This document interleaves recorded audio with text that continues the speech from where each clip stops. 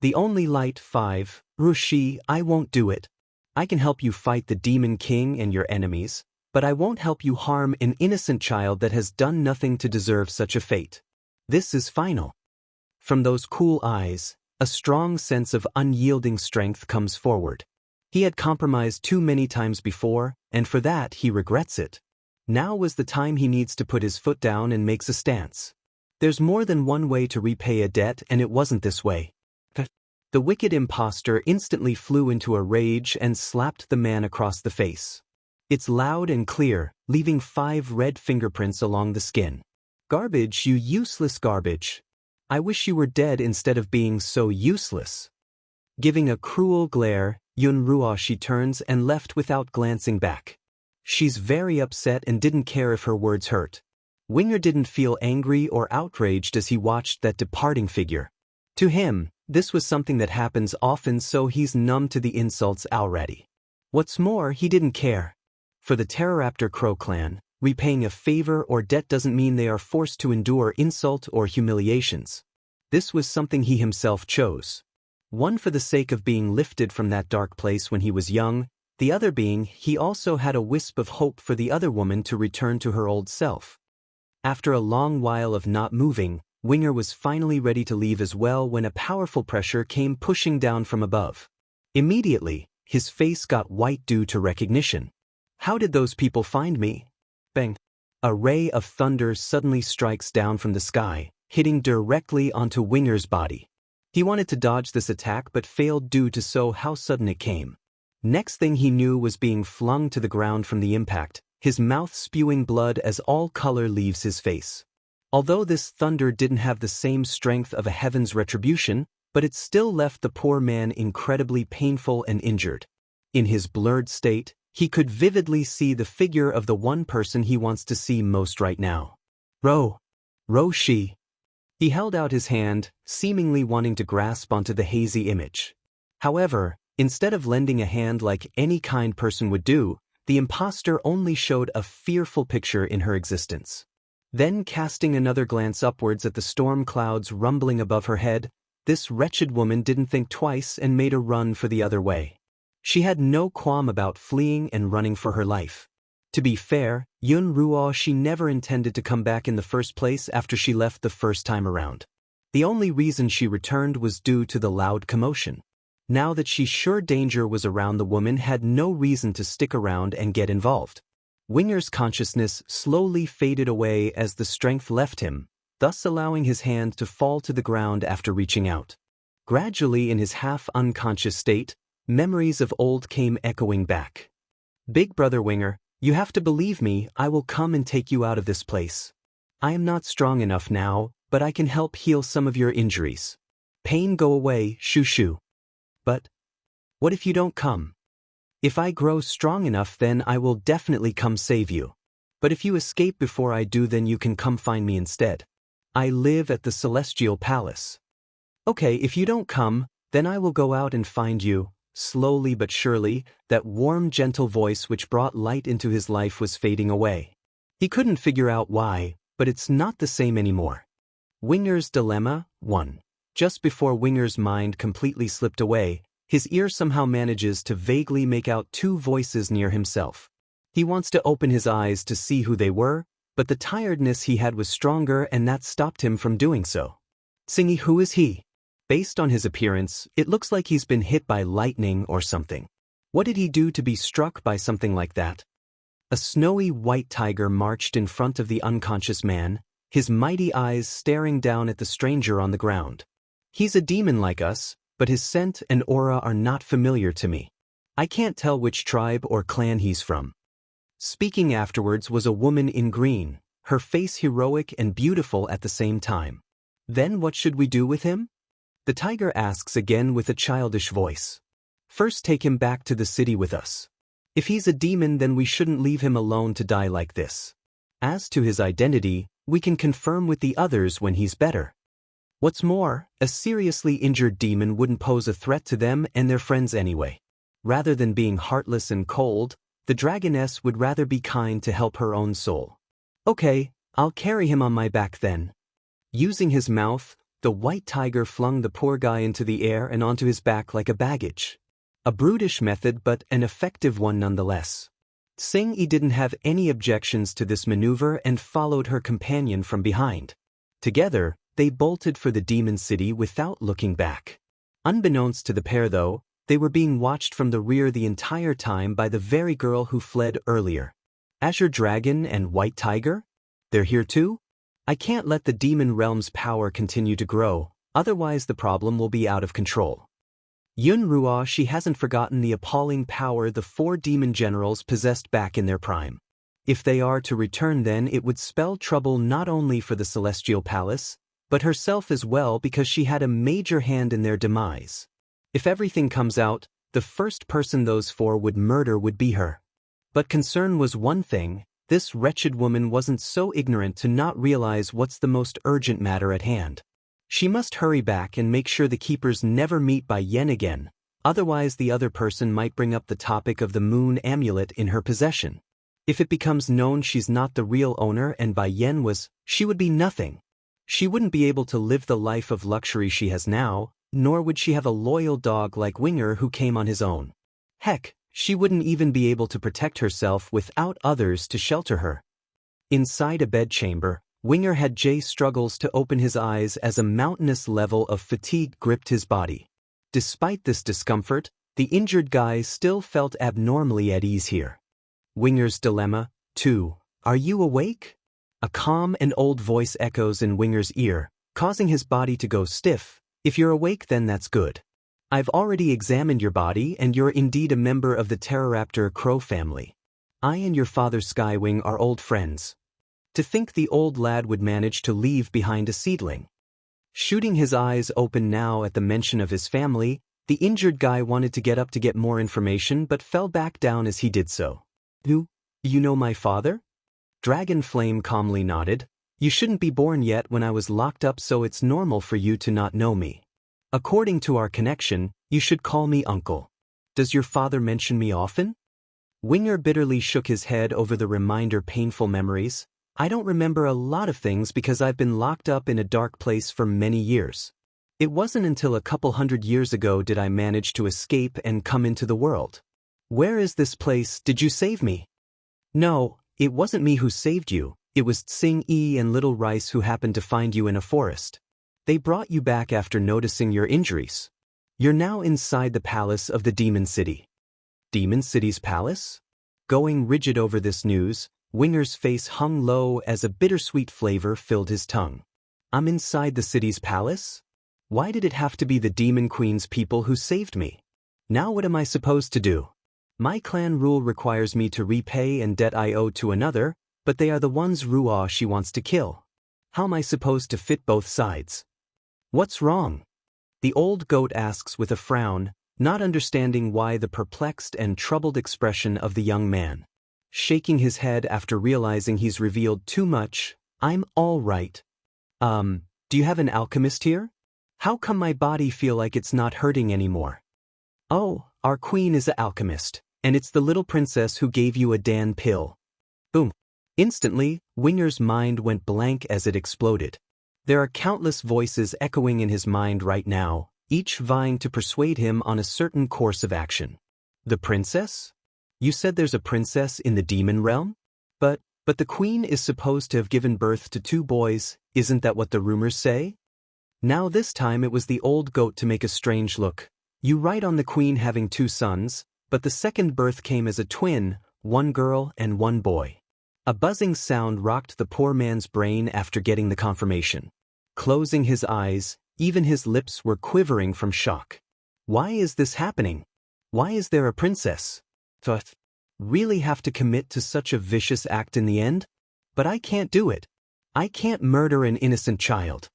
Originally Dragonflame didn't have any doubts regarding Winger's motive or origin, but after this display of ups and downs in behavior, the old goat couldn't help but add an extra sense of alarm towards this new guy. It looks like I need to have half Qing Sing, Snake Woman, tail this guy in secret. Although me and his father are good friends, but I don't know too much about him as a person. I can't risk this because of my own ties. Though he thought that, the old goat still wanted to believe he's only overthinking this matter. Otherwise, he might just have to end his old friend's only son. That would be a regret he himself would be pained in. Winger's dilemma. 3. Due to how troubled Winger was inside, the man did not notice the odd look coming his way. Then just as he's about to speak again, a soft crisp voice cuts in from the doorway. Grandpa Dragon Flame, is the uncle awake? This voice may be childish in nature, but it's more than enough to make the bedridden patient tremble. Looking over, he could see it was a baby girl that's probing her head through the entrance and looking at him in the eye. Princess, walk slowly, don't fall. Mooing speaks out after seeing the baby toddling forward in a quick manner. She's afraid the girl might trip over due to this and get hurt. However, it's also due to her careless remark that confirmed Di Ling Yan's identity to the assassin. So she's the princess of the demon realm? How could this be? Such a cute and adorable baby, it would require a truly beautiful woman to produce such a child. For a while, Winger's curiosity to learn of Bai Yen as a person grew, making him show a side that he never thought to be within himself. Uncle, Xing Yi said you were hurt, so I gave you my mother's medicinal pills. Does it still hurt? With big innocent eyes, Di Ling Yan asks after coming over to the bedside. Does it still hurt? Once again, memories of old came swimming back to him, causing Winger's heart to ache tremendously with turmoil. How long has it been since I received such warmth? That's right. That time in the darkness with her. Ever since she left that time, I never felt it again. Grandpa Dragon Flame, is something still wrong with this uncle? Di Ling Yan tilts her little head. Mother gave me a lot of Dan pills. Here, uncle, you can have them because I can't finish it all. The old goat smiled with content at the baby's good sense. Of course you can, but if you give him everything, then what will you eat, princess? Biting her thumb in a troubled fashion. That's right, they taste really good and I can eat a lot every day, but… Grandpa Dragon Flame, I'm sure mother will want me to do this. Me not having any will only mean I can't eat some snacks for a while uncle here is injured and needs them more. For nearly 2 years this baby girl has been protected very well, so her heart remains pure and beautiful, thus winning most of the demons here in this city. This includes the old goat who showed a pleased smile.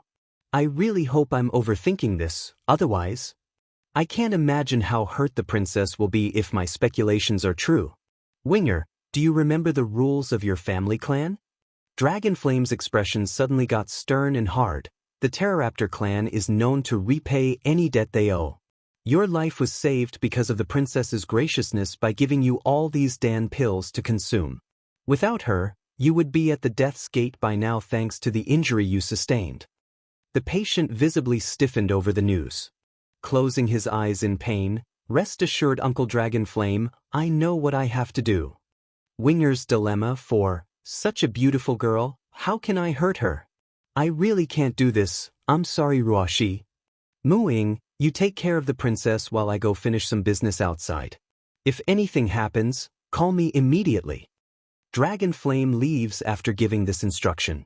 Though the old goat still felt uncomfortable trusting Winger completely at this stage, but he believes the guy wouldn't try anything while in the palace. It's far too secure and hard to escape if he does. Once they were alone, Winger's gaze promptly turned to the baby girl, his eyes warm. Princess, your mother the queen. What kind of person is she? He's been told for a very long time that the woman Ruoshi hated was a vile being for ages. Now's his chance to find out the details for himself. Showing a proud face upon having her mother mentioned, Di Ling Yan happily obliged the request by propping her chin very high. My mother is the best person in the world. She's beautiful and kind, and I want to be exactly like her when I grow up. Maybe not exactly since she's so excellent, but I will be the second closest to mother. Speaking of the last bit in her sentence, the baby girl has gotten that brow furrowed up due to her own words. Princess, Mooing smiles warmly and interrupts, it is getting late. If we don't hurry to dinner, then all those delicious foods will end up in the prince's tummy. Ah! Ling Yan immediately jumped, her face urgent. I need to hurry, otherwise Jean Tian will devour everything again and I won't get any. Without delay, she led the way on her own for the exit. This was exactly what the maid wanted to happen. She may not have any hostility towards the stranger, but she's not foolish enough to think he's a person that she shouldn't be wary of. In any case, The maid doesn't want the princess to stick around for too long lest he does something unexpected. The negative opinion towards Winger right now was honestly unwarranted. His entire focus has been shifted to the past, to be exact, the time where Yun Ruoxi explained her reasoning for changing so much thanks to the Demon Queen. You are right, when I saved you I did it out of good intentions. Who doesn't want to be kind and good to others? But what did I get in return? I was so kind to her, yet she stole my fiancé. If you hadn't been so late in coming, would I have experienced all those hardships? I wouldn't, that's what. You don't know what she did to me. She ordered all beasts to hunt me down, and my strength stagnated as a result of the injury I sustained. Bai Yan could clearly get me to become that old coot's disciples as well back then. All she had to do was speak up. But guess what? She didn't and left me in the dark. Furthermore, it was she who abandoned the Celestial Lord and hooked up with Demon King Di Tsong on her own. Even when she didn't want it, she won't let me have my own happiness. That woman's heart has always been poisonous. At least I was good-hearted and saved you. If it was her who encountered you back then, you would be dead now. I really pity Di Tsong. A woman like her can't possibly educate a child to be good. Eventually she and her breed will be a scourge to both realms. By then everyone will be plagued by their evil. I rather die one. Yet what he's hearing was a huge difference compared to what Ruoxi claimed to be. For a while, the poor injured guy doesn't know what to believe anymore as he closes his eyes over this dilemma. Holy Dragon Mountain. It's reported that thousands of years ago, this holy landscape of the past housed some of the most sacred of relics to the dragon race. But due to various reasons and the war between demons and celestials 1,000 years ago, none of its original residences remain to this date. Now the only ones to ever come here were treasure hunters and those who wished to strike it rich. However, of course, many dangers lurk here from ages past.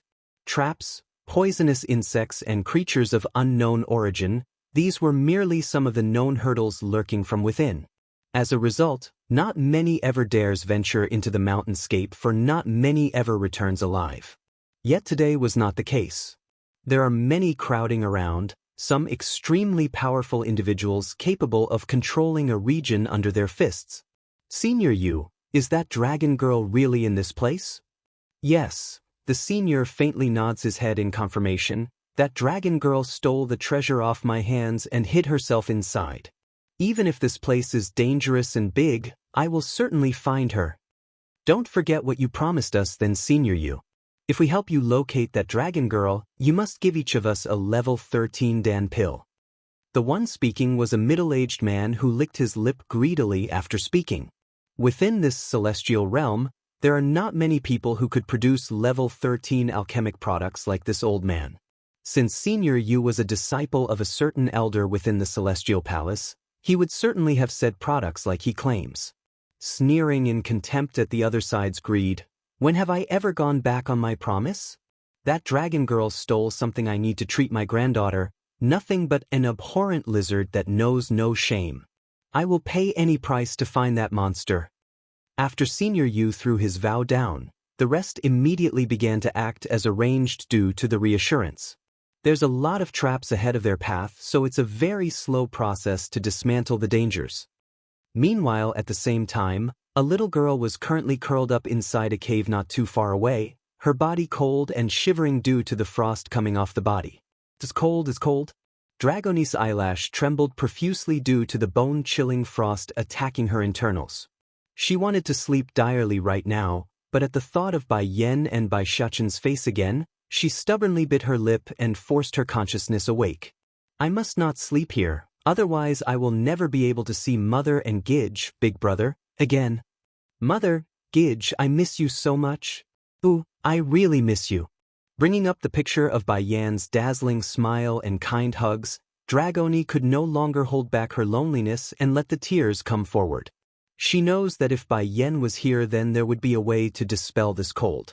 But now, she could only rely on their own perseverance to survive. Exactly then, a series of footsteps bursts over from the cave mouth, causing the poor girl's face to stiffen up. They are strangers to Dragoni, she doesn't know them. However, once she got a better look at a certain old senior among their ranks, her eyes dimmed with lost hope.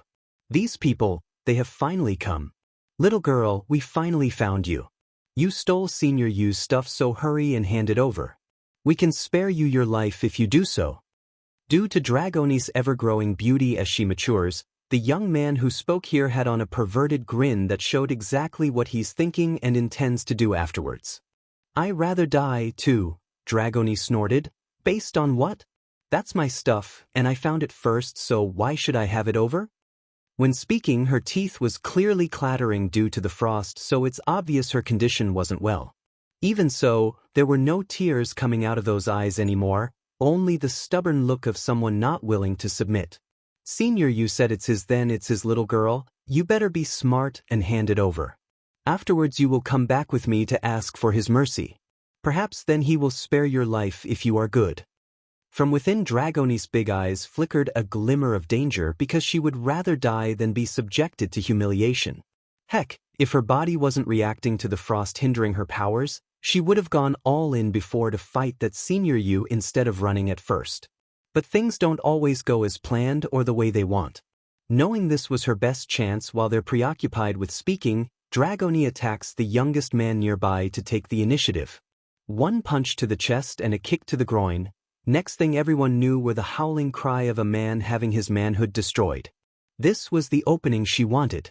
Using the brief second of delay, she lunges for the mouth of the cave to run again. Unfortunately, her plan was foolhardy in this case. Outside had been surrounded by people already, and they're ready with their weapons drawn. Girl, I like to see where you are running this time. Speaking was Senior Yu, who had drawn his blade at this point. Clenching her fist, even if I don't run, you still won't get my stuff. Going sharp and dangerous in the face, the old-timer grew enraged after recognizing the frost coming out of his target. You ate the ice fruit? What of it? Dragoni sneered with contempt at the shameless old fart. The ice fruit is something I found first. If you had spoken to me kindly, then I might have offered you it, but you didn't. You mocked me and my mother, so why should I give you it? Besides, it's not like she wanted to eat it right away. Rather, the darn thing flew into her mouth without a second to react, so this outcome wasn't by choice either. Outrageous! Senior Yu snaps back. I am a disciple of the head alchemist inside the Celestial Palace, and this world belongs to the Celestial Palace. So what if you found it first? By right, I have a claim over all that is here. You eating it without permission is an ill-mannered and shameless act in of itself.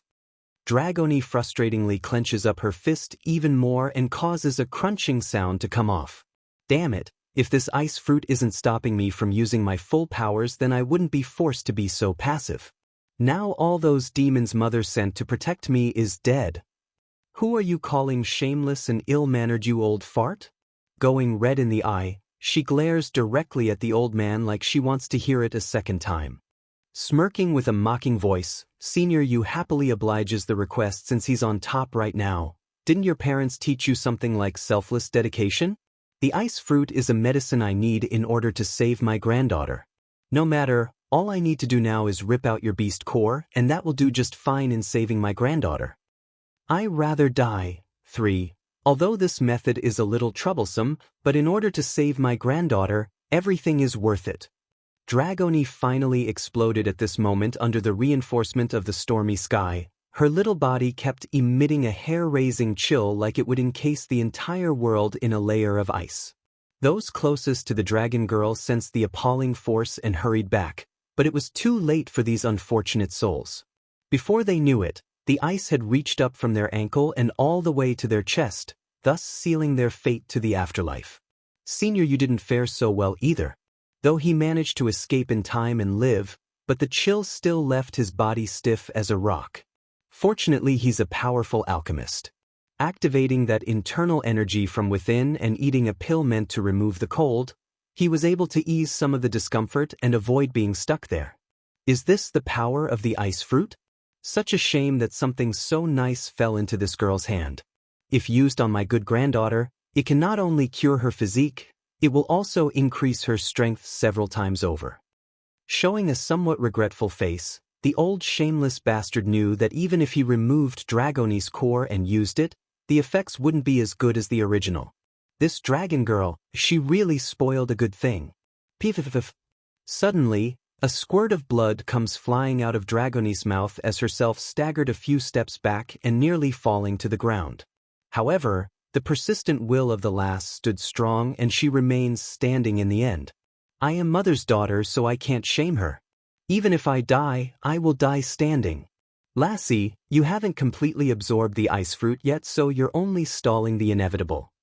Senior Yu then showed a satirical smirk, but the end is now and you're in my grasp. After getting that signal, the surviving humans all began to move forward. This time maybe I really won't make it. At least I didn't bring shame to mother in the end. Dragoni thought, her eyes closing in acceptance. Senior Yu, this dragon girl's strength is not bad. After you take her beast core, can you leave the rest for us? This way we can at least get a piece of the pie. Those who remains asked, their eyes heated and greedy. Nodding, of course, I'm a gracious person. Aside from the core, the rest of her corpse is free to take for all of you. This is on top of the Dan pill I promised. The generous as ever, Senior Yu. If it was anyone else, then they might not be so kind and give us a dragon's carcass. That right, Senior Yu, we will definitely remember your generosity. Please don't forget to call us again in the future if you ever need our help. Dragons are treasures. Even if it's just a drop of blood, it's still enough to help the average person to increase their physique. Besides, Senior Yu didn't do much at all during this venture. It's these people who did most of the laboring. Using this to help gain a favor from so many would undoubtedly benefit him in the long run. I rather die for. Step aside everyone, this dragon girl may be hurt right now but her strength is still formidable. I will kill her myself and retrieve the beast core. Without exception, the rest gladly took a step back to allow the old-timer to do the deed. They've done enough as it was and wouldn't hurt to have someone else do some laboring in this case. However, Dragoni wasn't the type to go down without a fight. Suddenly showing a stubborn smile along her lovely face, the girl's behavior left the other side wondering on why she's able to laugh in this situation. Are you from the Celestial Palace? She asks. Senior Yu chuckled. Yes, my Shifu is the lead alchemist in the Celestial Palace. Is that so? Smiling even deeper at the confirmation, Dragoni did not show any sort of anger from earlier. If you are, then that makes you mother's enemy. So, I won't let you have your way. You. Feeling an ominous sensation creeping up his back, Senior Yu instinctively pointed his finger out. Sure enough, the girl's complexion quickly took on a paler tone as traces of blood flowed out of her lips. This deathly appearance could only mean one thing, and it's damning. You self-destructed your own core? The old shameless bastard exclaims, his eyes burning with rage and disbelief. No! How can you do this? Stop right this instant. The ice fruit takes a millennium to mature. After all these years, this is the only one I found. What is my granddaughter supposed to do if she destroys her own core? Damn this dragon girl. Aha! She's dead anyways. Why can't she just help save someone else instead of destroying my last hope? Pity for the old-timer, he's a step too late at this point in doing anything. Once Dragoni fell backwards and spewed up a mouthful of blood, the act was done. He's stunned with his hand reaching out, those eyes dull and lifeless until they evolved into a look of pure rage. You actually did it. Why can't you just save someone if you're going to die anyways? You selfish and damnable being. Even if you die you will go to hell for this, never to be reborn again. Painfully cusping his own head, the old bastard behaved like the world's collapsing before his very eyes. How can this world have such a selfish person? First it was stealing my ice fruit, then it's destroying their own core so I can't take it. Why are all demons such ruthless and damnable creatures? They all deserve to die. Dragoni naturally noticed the bastard's expression and smiled in response. It's not mocking nor ridiculing, but a very innocent and resolved one that left her eyes a blurry mess due to the tears coming out. But that was until the corner of her view noticed a panic-stricken face coming from afar. Mother, I'm sorry I couldn't get stronger, I couldn't protect you. If there is an afterlife, I want to be your biological daughter, that way I can grow up by your side from childhood. But now, I can't accompany you anymore. Gradually closing her eyes as the heaviness took her, Dragonis' breathing began to weaken and the life fading from the skin. Her appearance has grown incredibly transparent under the sun's light, making the girl look like she's about to disappear at any time. "I rather die, 5, Dragoni."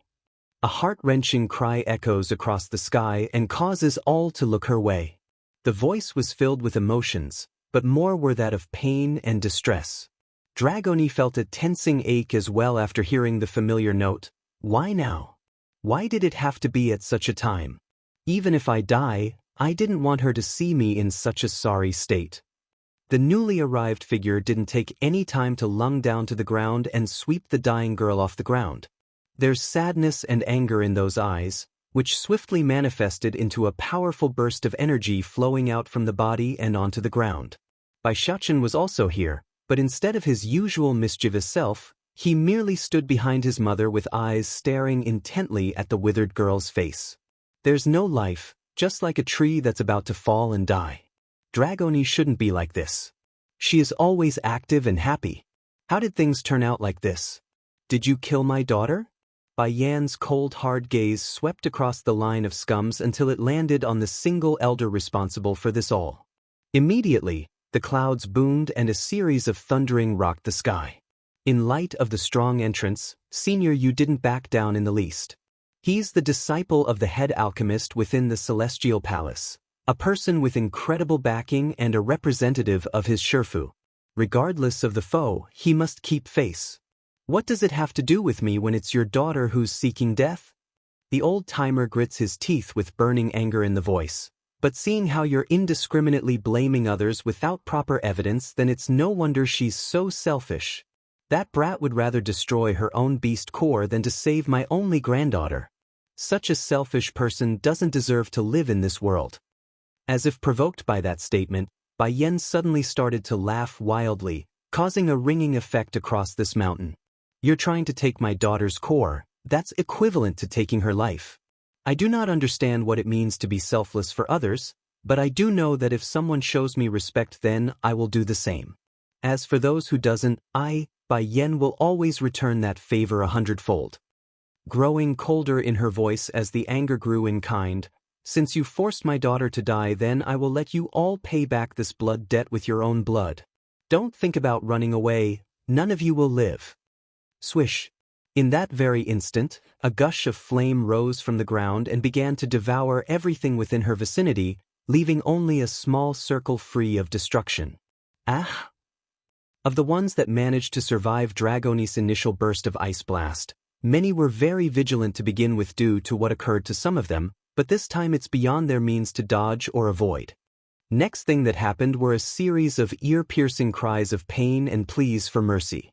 Save me, Senior Yu. Please save me, I don't want to die. Of the closest to the elder, the poor man that's been devoured in flame reached out with a hand for aid. Unfortunately, before those fingers could even make contact or do anything else, the flesh had already incinerated into nothingness, leaving only a pile of ash in its wake. Do you think you're all that by murdering these innocent people? Your daughter isn't even killed by them, what right do you have in taking their life? Bai Yan ignored the questioning, only raising her hand to materialize a sword into existence. Bloodstain the Dragon Mountain, 1. Boom! Slashing down with enough power to create a sonic boom, Bai Yan's attack left the elder pale white as he rapidly dodged backwards in order to save himself. However, due to the suddenness of it all, Senior Yu was now disheveled and messy, looking after regaining his footing. Who the hell are you? The elder asks with narrowed eyes. Bai Yan still didn't answer the question. She only wants to kill them all because they're the reason her daughter was dying. Then without any signal, she charges into the trapped crowd at lightning speed. Wherever her blade swung was when a human fell. Ruthless and without mercy, she's truly a death god right now as her godslayer reaped the life out of these people. Those who caused my daughter's death all deserve to die. I don't care if these people are accomplices or not, the very fact they're here is enough. They will pay for what they did. Now it's finally dawned on the old bastard that he's made a terrible mistake. Up until that point, Senior Yu still believed Bai Yan to be not a huge threat and that he could overcome her with everyone present. But his underestimating would be his own undoing as he kept retreating and retreating against that endless assault. What should we do now, Senior Yu? A young-looking man asks with pale complexion after losing an arm. This individual also noticed the huge gap in power and sought help. How am I supposed to know? This woman is simply crazy in the head. It's not like we killed her daughter or anything. That's right, in the old bastard's head he's not responsible for Dragoni's current state. Rather, it's the girl herself who's self-destructed, so the blame doesn't lie with them. Bai Yan has no qualification or right to attack them at all. But Senior Yu, a lot of the men we brought along are now dead because of her. Gritting his teeth, the young anxious man forces out the one thought he had. Why don't you go apologize? Although that dragon girl wasn't personally slain by your hands, it's still partly your fault that she committed suicide.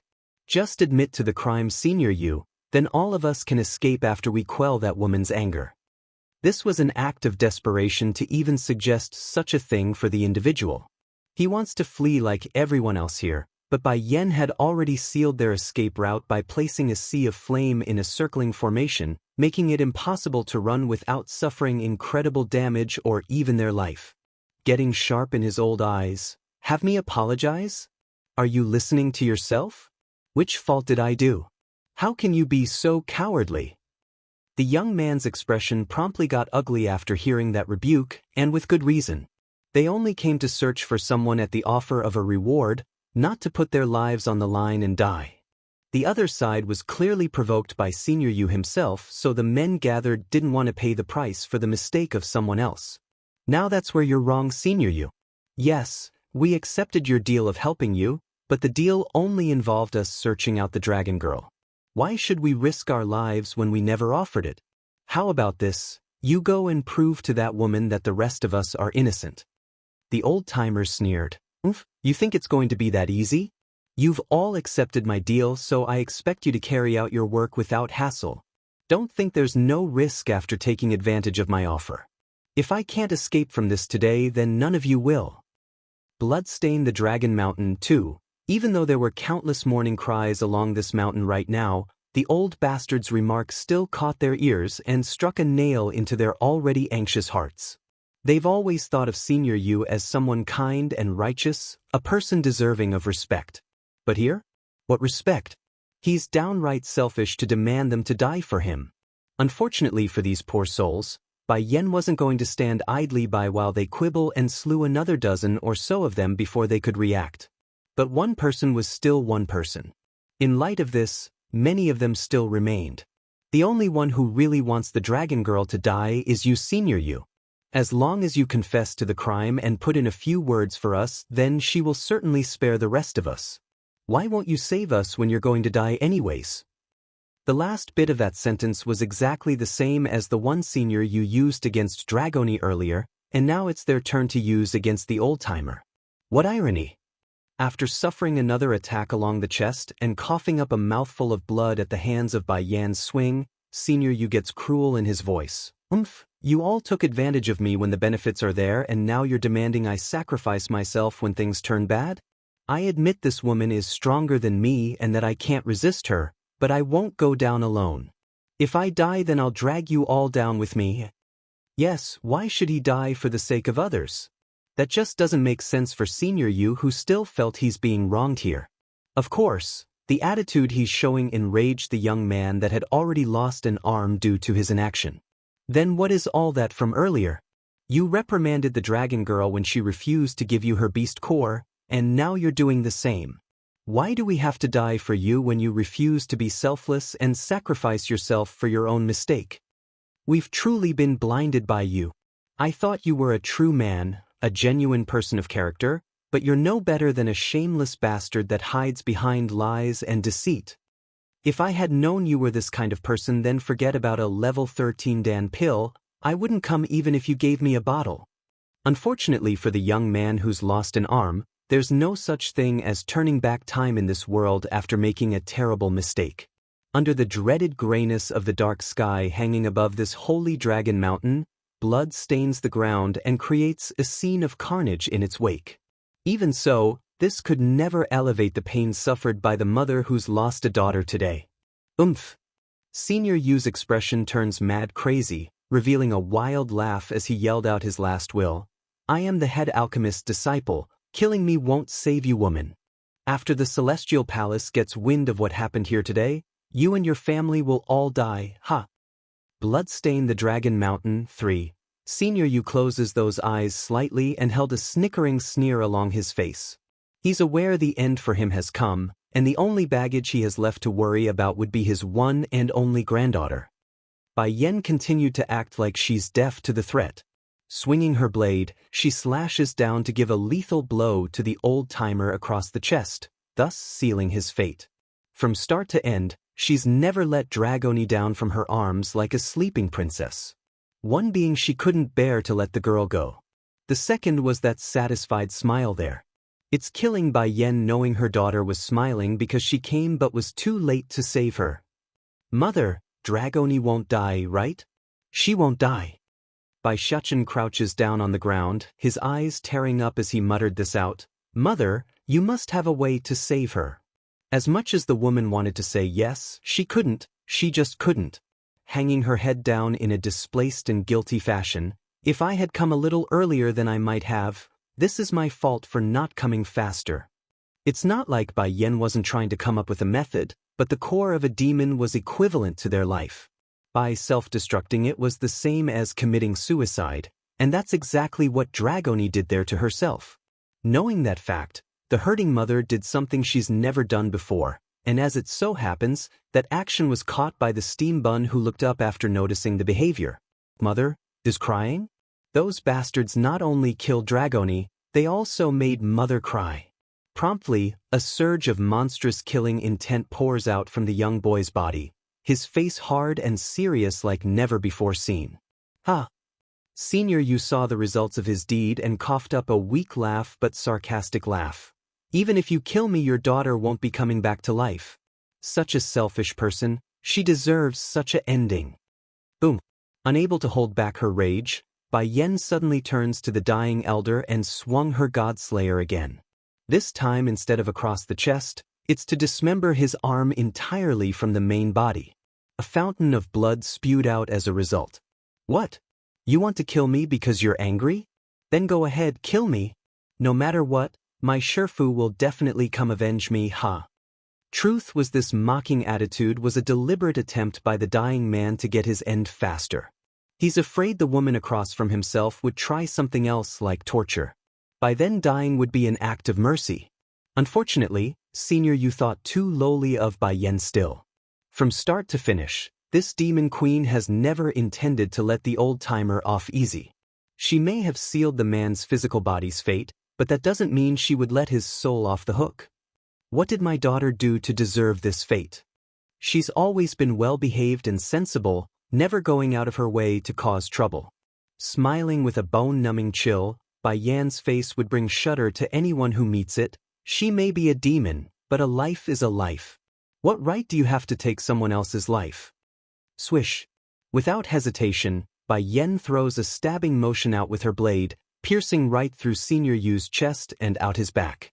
You forced my daughter to her death. For that, I will make sure you suffer a fate worse than death. Her voice resonated with power at this moment, like a vow to heaven's rule. The method to save her, 1. Looks like this woman is just all talk with that foul mouth of hers. In the end, she still stabbed me with her sword. Now I can move on and not suffer so much. However, Senior Yu soon realizes his momentary relief was short-lived after jinxing it. Next thing he knew was the woman reaching up to his forehead with a hand and made a gripping motion. Before he could tell what's happening, a difficult and indescribable pain shocked his soul like it's being ripped from his body. When he finally returned to his senses after a long while of being in a dazed state, what welcomed his eyes were the body of himself. To be exact, the dead version of himself with rolled eyes sprawled along the floor. As for the current him, he's merely floating there in the air like a transparent ghost. What did you do to me? Puff. Unable to say more, a flame suddenly took to life underneath himself and engulfing his ghost soul in the process. Senior Yu thought he experienced pain before already, but this torturous sensation was beyond anything he could ever imagine. There's no way to describe it, simply soul-reaching and causing his mind to go insane. I said it, you hurt my daughter, so I'll make your fate worse than death. Holding the cold body of the girl in her arms even tighter than before, Bai Yan's pained face told everyone she didn't feel any better after doing the deed. Not in the slightest. Why did it have to be like this? Avenging Dragoni won't bring her back. Why did I have to be late? Crouching to the ground at the thought of her own failure, the crying mother wanted to use her own body's warmth to change reality. But try as she might, it's futile, causing the scene to appear even more lonely and sad. Exactly then, a grieving voice abruptly cuts through this silence, followed shortly by the clear sound of another belonging to a young man's. Molly, Piggy, why are you running so fast? Where are you going? Wait for her. Yet the person couldn't finish his sentence because he could see the familiar figure crouching on the ground and silently weeping. What's going on? Why do I feel so hurt when seeing this picture, and so familiar as well? It's like I know someone similar and ached for them too. I can't remember. Flying over with great speed by flapping his little wings, Molly the piggy practically threw himself in front of the girls with a tearful face. He howled out in pain and retaliation at the heavens for taking Dragoni's life. Dragoni, reaching out with his pig trotters to poke at the dead girl's face in hopes of getting a reaction, the poor thing kept shaking his head in denial after getting none. Queen Mother, what happened to Dragoni? Is she dead? Covering her own eyes, Bai Yan didn't want others to see her crying face, nor did she ask why Imo Li Shang the young man and his companion the winged piggy was here. She simply wasn't in the mood for that. The method to save her, too, Yen. Imo Li Shang found his heart pumping with heartache after finding the woman's tearful face. Did I come too late? If me and Molly, Piggy, had come earlier, then perhaps we could have helped. That way Yen wouldn't be so sad. It's not your fault, Shan. Bai Yan shook her head before gradually coming back up. It's my fault for not protecting Dragoni properly. It's because of me. 1,000 years ago many of her closest family and friends left her, and 1,000 years later the same tragedy ensues. The cause of all this? The Celestial Palace. Showing an angry face of vicious nature, the woman vows to herself, I will make them all pay, make them pay for all they've done to me. The winged piggy continued to sob though, Queen Mother, please save Dragoni, please save her. I'm sorry, but not even I can repair a destroyed core. I don't know how. For the first time in her life, Bai Yan felt useless and weak because she couldn't save her own daughter. No. Queen Mother, I know a way to save Dragoni, you can save her. Molly the piggy suddenly stops crying and pleads with a serious face. He had always heard a voice in his head telling him to do various things. For example, protecting Dragoni was among one of them. Bai Yan's hand openly shuddered at the notion. Hurrying to grab the piggy with her free hand, the woman's eye was flaring with hope. Is it true? What you say is true. I can save Dragoni? Tell me now, how do I save her? As long as she's able to save Dragoni, then she would do anything and try anything. Dragoni seems to have ate something called the ice fruit. Molly the little piggy appears bewildered in the face for some reason. You absorbed the essence blood of your husband the Demon King and integrated it with your own. That means your blood carries a certain level of his power. By infusing your blood with the ice fruit inside her body, it can then restore Dragoni's demon core. Mother! Bai Xiachen cries out after hearing there's hope. Does that mean my blood will work too? He wants to save Dragoni as much as anyone else, so he's more than willing to use his own blood. Furthermore, the steam bun doesn't want his mother to shed her blood specifically. Shaking his piggy head, I don't know, but I have a voice in my head telling me it must be Queen Mother's blood. Your voice? Bai Yan locked onto that key piece of detail and frowned. Nodding his piggy head, back when I first saw Dragoni, the voice in my head told me I must exhaust my life to protect her. Afterwards it disappeared, only coming back out again at this moment. What? So you weren't joking around with me when you first said there's a voice? Imo Li Shang the young lad exclaims, his face full of shock. A while back his companion the winged piggy already mentioned this key fact with him, but the young man only took it as a joke and left it at that. To think it's real. The method to save her, 3. I'm not lying, I'm really not lying. Molly the winged piggy gets all anxious in the face after noticing the doubt coming his eye. Tearing up like a child, Queen Mother, you have to save her, only you can save her. Bai Yen did not respond right away, only slowly crouching down with the girl in her arm while caressing Dragoni's increasingly deathly face. There's true warmth in her face as she muttered what's in her heart. Dragoni, from the time I decided to take you in, I have always thought of you as my daughter. No matter what happens or the price, I will bring you back. Even if that means going to hell and dragging your soul back into this world, nothing will stop me. Bai Xiaoqian's little heart openly shuddered at the idea of going to hell.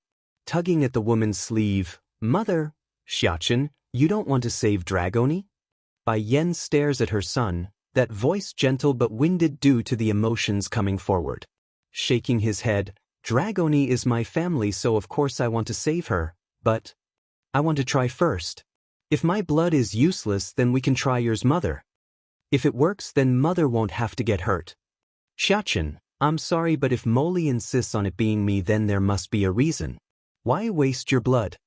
Giving her boy a ruffle along the head, listen to me, I must save her.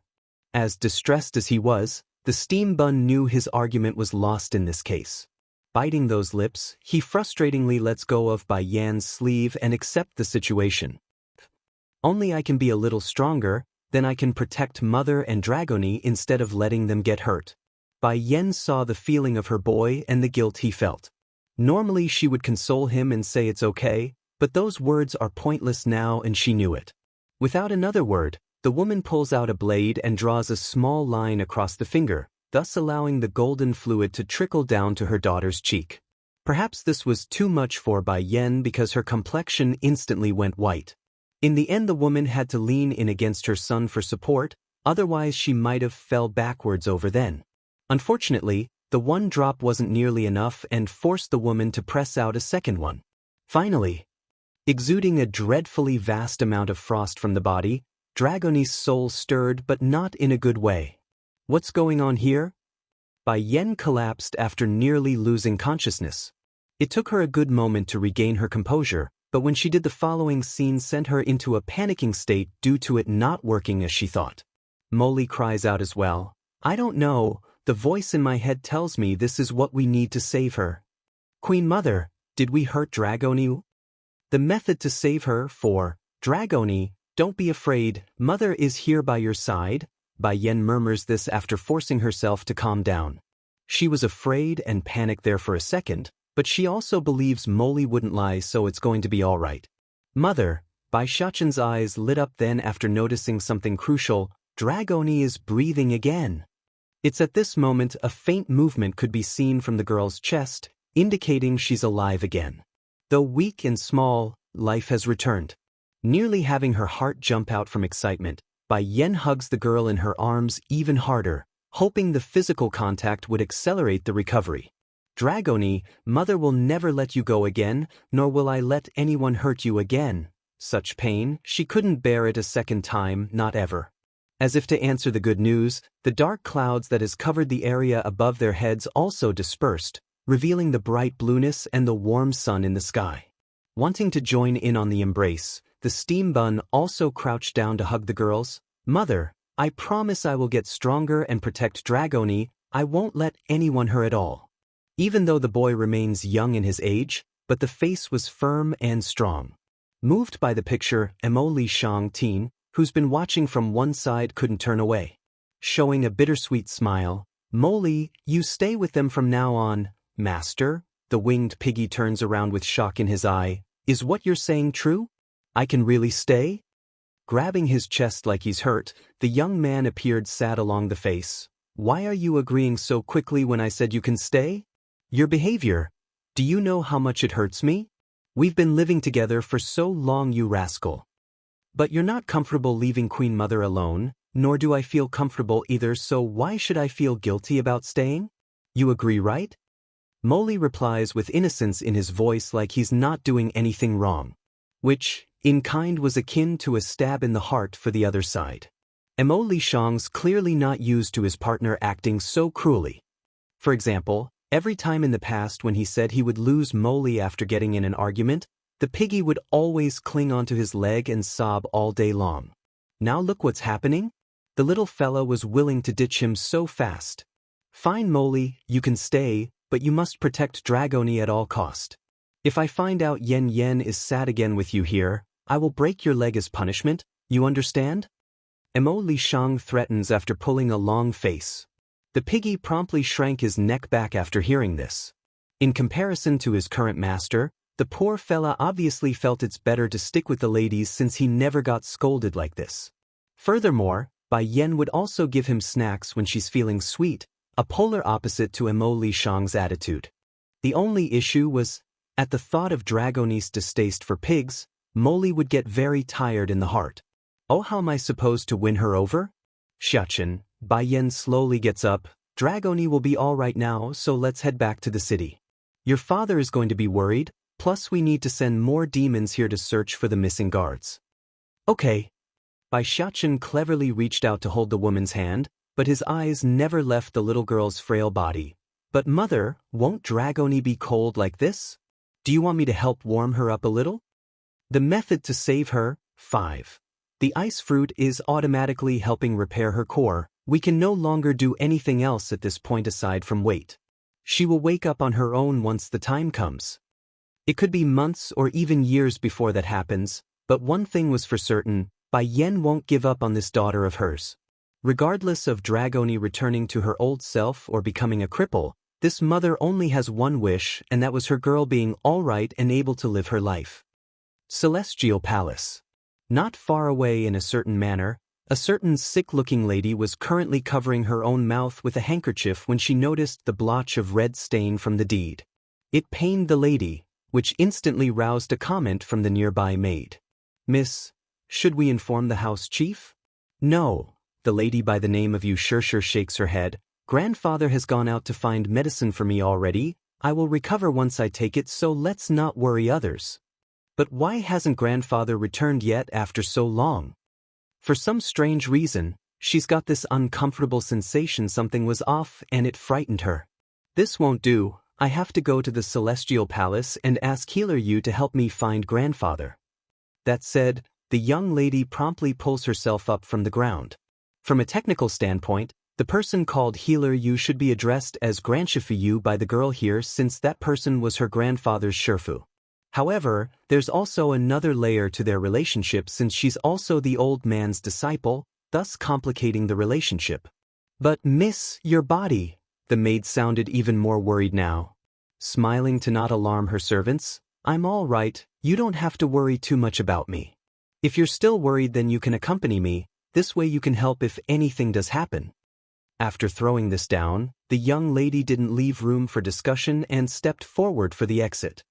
Over in the main palace wing, the material and decorations here were magnificent to say the least. Even so, it could never mask the foulness of two females fighting over a man. Right as Xianxia arrived at the entrance, she was welcomed by an unwelcomed individual who happened to be leaving at the same time as her. Xianxia, what are you doing here? Can't be, are you here to look for the Lord? Yun Ruoshi snickers a chuckle, her tone mocking and disgusting as ever while she spoke to the sickly lady. If so, then I can tell you now the Celestial Lord is not around. Too bad your trip is in vain. Furthermore, I am his fiancé. If anyone should entertain the Lord, it should be me. Fiancé, this word was equal to a sharp thorn poking at Xianxia's already frail heart. Smiling coldly to retort, the sickly lady doesn't back down. As far as I know the Celestial Lord never married you, nor recognized your status. Xianxia.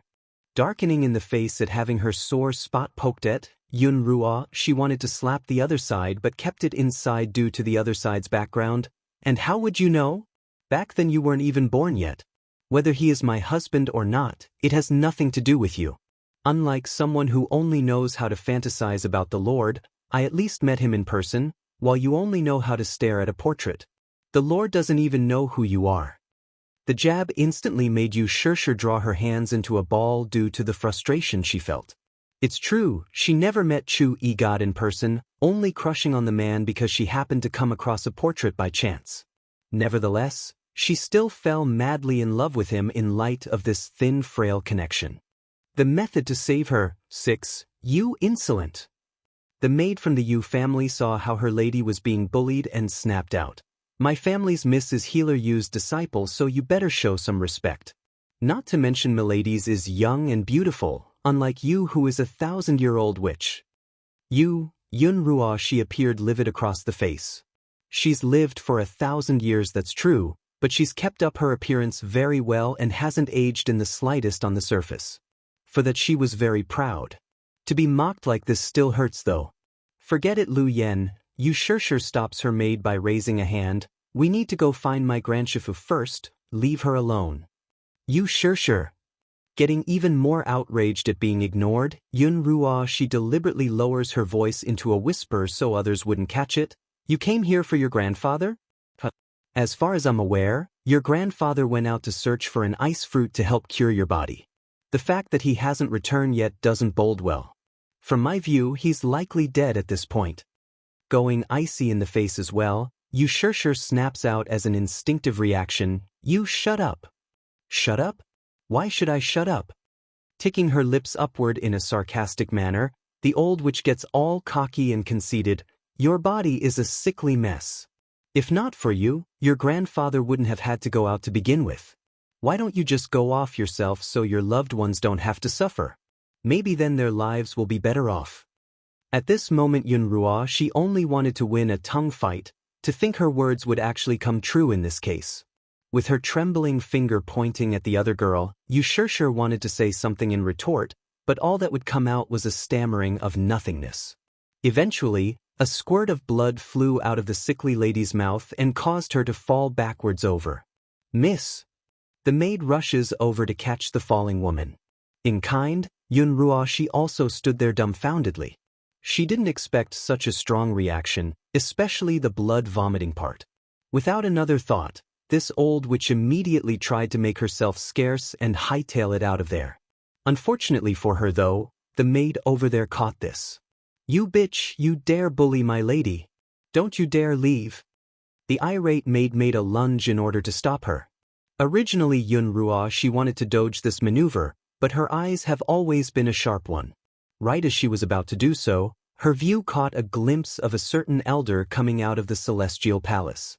Like always, the devious and scheming side came out and she took the blow head-on, thus allowing herself to be thrown to the ground and making herself to look like the victim.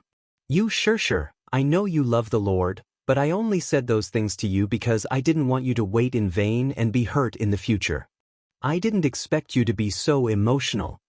Showing red in the eye like she's about to cry, the old witch puts on an indignant and aggrieved face. So, I am willing to bear anything your maid wished to instill upon me. After all, if it wasn't for me trying to do good, you wouldn't have collapsed and vomited blood either. Head alchemist of the Celestial Palace, 1. Before Yu Shishir could pull herself together and get back up, she was promptly alerted to a loud and infuriated voice from the rear. Outrageous! Yu Shishir, how dare you order your maid to attack Ruoshi? She only had good intentions in mind. Why are you so narrow-sighted? Do you think Healer Yu can protect you forever? Coming forward was none other than Keeper Ling, the grumpy old elder who hated Bai Yan the most. This Yu Shishir is getting over her own head. Who does she think she is? The Lord would never take her considering her status. And because of her own small heart, she's blaming Ruoshi for her own sickness? Ridiculous, absolutely ridiculous. I didn't. Yu Shishir falls into a panic at the outcry. Biting her lip like she's aggrieved. It's her. She said my grandfather died and won't ever come back. It's not related to the Lord. Why are you framing me like this, Sister Shishir? The old witch makes her eyes all red like they're red to cry. I can never say something cruel like that. Keeper Ling, you have to believe me, I would never say something bad about the Celestial Palace. Senior Yu is a respected man, I would never. The sickly lady openly gawked her mouth there. She wants to dispute this some more and expose the lying witch, but this level of shamelessness simply left her stunned and lost for words. As a result, the old grumpy keeper took this as a sign of guilt and firmly believed the false story. Noticing the spiraling situation as well, Yu Shirshir began to stammer and loses her stance. I really didn't. Slowly closing her eyes, the lady knew she's stuck now. Whatever she says, it would only trap her some more. Miss. The maid flew into a rage after seeing how her lady was being wronged. You shameless woman. You clearly framed my lady, how dare you frame her? Bang. Exactly then, to silence the loud mouth, Keeper Ling attacked by waving his hand and sending out a shockwave. In an instant, the loyal servant who only wanted to help flew up into the air and slammed into the ground again, causing her to vomit blood like she's severely injured. Quick, go find Healer Yu, only he can save the miss. Another maid who has kept quiet until now cried out to her peers, who promptly rushed into the palace for help. Lu Yen. Yu Shirshir cries out, her eyes burning with frustration and anger at having her friend hurt. Keeper Ling, my grandshifu is the head alchemist of the Celestial Palace. Even if he hasn't appeared in public for many years, it doesn't mean he would stand idly by after this. I want to remind you who it is that provides the Dan pills for this place. Don't you think what you did there will make his heart go cold? Sure enough, Keeper Ling went quiet for a while. He knew the underlying threat behind the woman's word and in fact already held back when attacking. Otherwise, considering his grumpy temper, he would have killed the maid already. Also, you should know the old saying of one should know who the master is before hitting a dog. You injured my maid, where does that put me here today? That finally drew a reaction from the grumpy keeper. Huffing a grunt, nothing but a maid. There are no shortages of maids in the Celestial Palace. If you want, I can send you a dozen or so, but your maid insulted Ruo Shi, that demands punishment. Head alchemist of the Celestial Palace, 2. Yu Shirshir was weak to begin with. Now under the stress of the other side's accusing glare, her trembling face only got worse as she got in front of her maid as a shield. I won't let you hurt my maid, and she's not wrong. Although this lady of the Yu house was the granddaughter of Senior Yu, her personality was nothing alike to the selfish old man. Of the biggest difference here, she's willing to stand up to those in power if she believes the right was on her side despite everything, which was exactly what's happening here.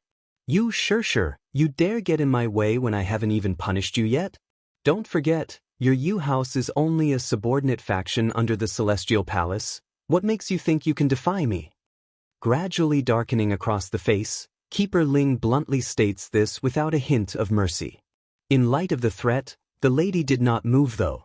She may be weak, sickly, and powerless, but that won't hinder her stubborn nature. Sure enough, a sarcastic smirk forms along the lady's lip. No wonder the Lord never returned to the palace for so many tears, he's likely chilled to the heart by this group of people. Such a place where everyone blindly believes in this Ruo Shi's words, what meaning is there to stay here? I'm willing to be punished, but you need to let go of my maid. Yu Shirshir bit her lip but kept her firm expression of unyielding nature. Alright, in that case, you'll take 3 of my strikes. If you can withstand it, then I'll let your maid off the hook. Keeper Ling says, his eyes flashing a cold, menacing light. Of course, because of how sick and frail the other girl was, the old grumpy man would never use his full force and control it in kind. Nevertheless, it still doesn't mean he wouldn't make it hurt to show a point of who's in charge. He's not afraid of Healer Yu coming out to demand explanation, but he won't allow any loss to come to the Celestial Palace. As an alchemist capable of creating a level 14 grade Dan pill, even he as the strongest keeper around must think twice of crossing the other elder's path. Yu Shirshir didn't struggle over the demand.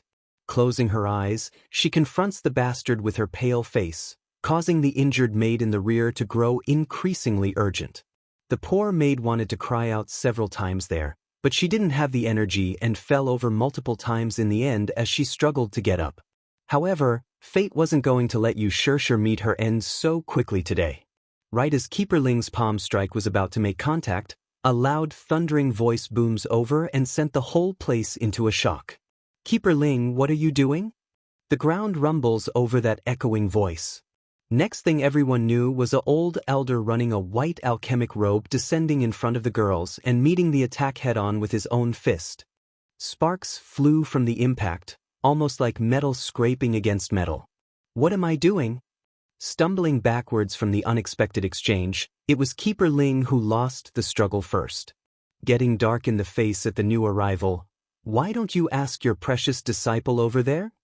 Originally Healer Yu still had on an irate face against the grumpy keeper, but that instantly changed once this head alchemist turned around to meet the sickly lady.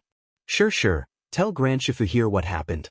I will help you get justice if you suffered any indignation.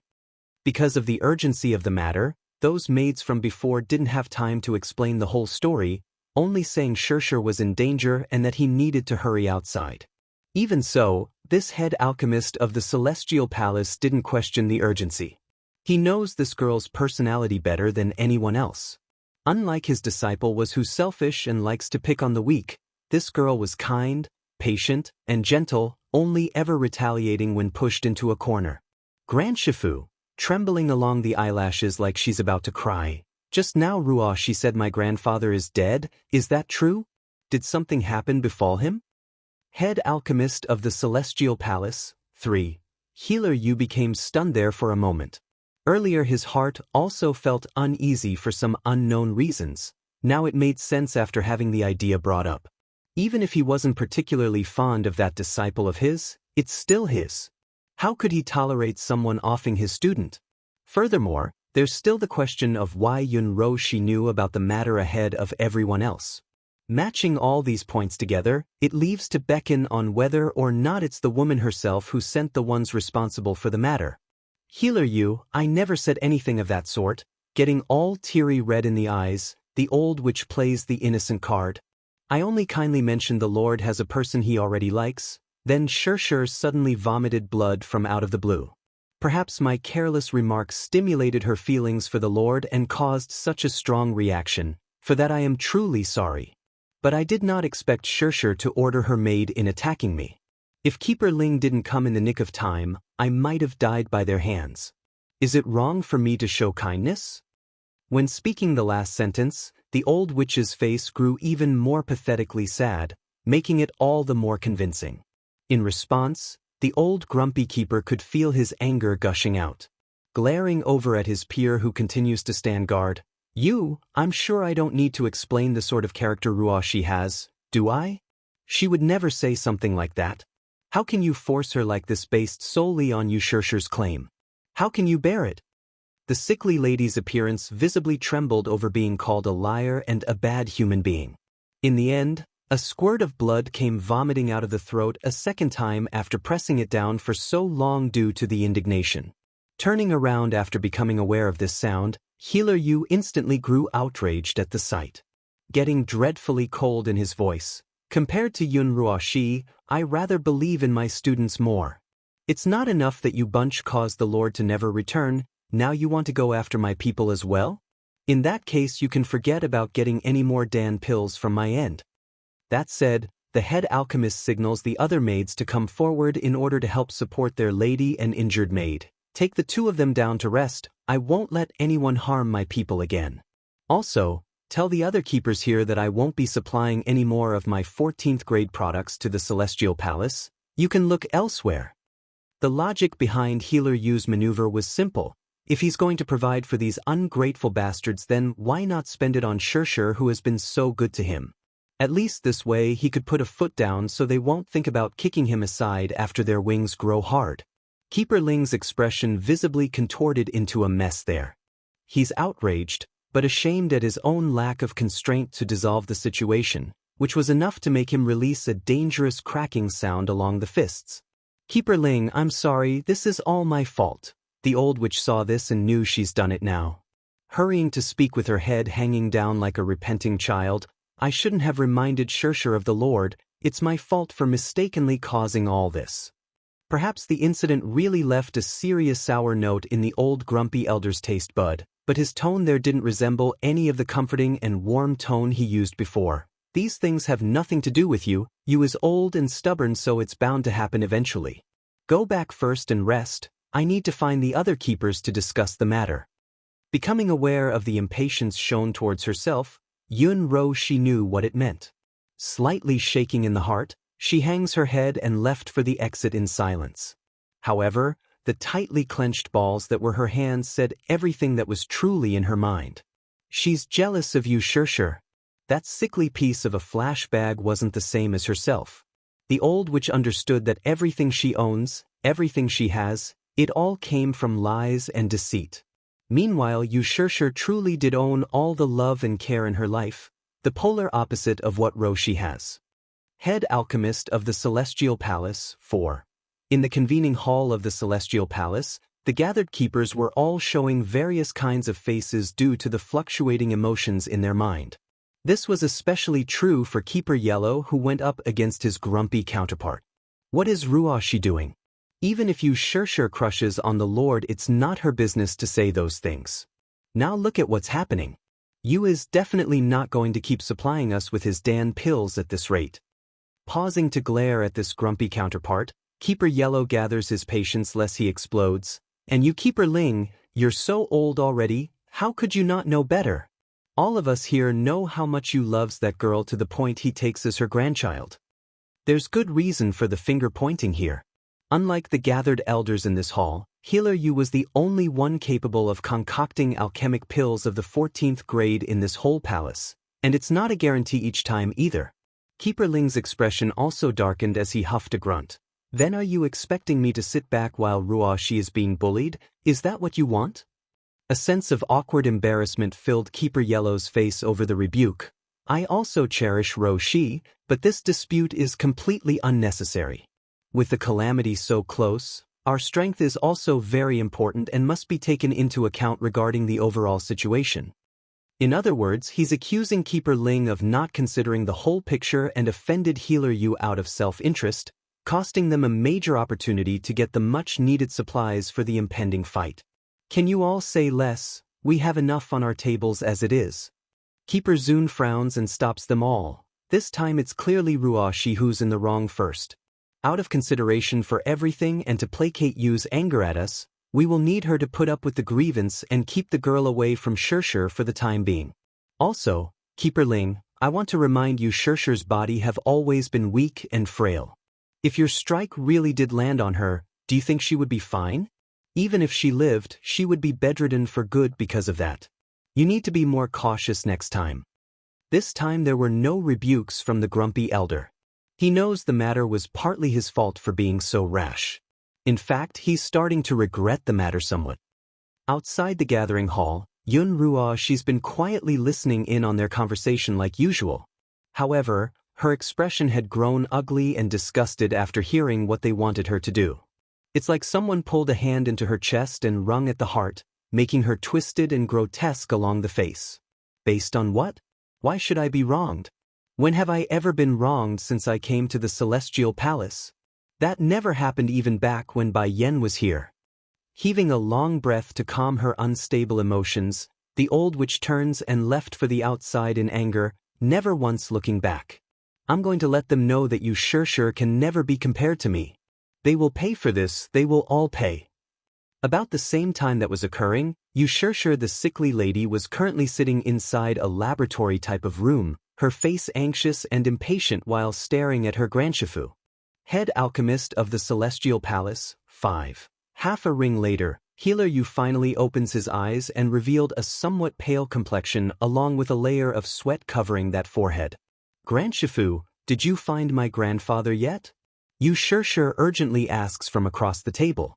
No answer came, only silence and a pair of clenched fists from the exhausted elder. Please tell me, did something happen?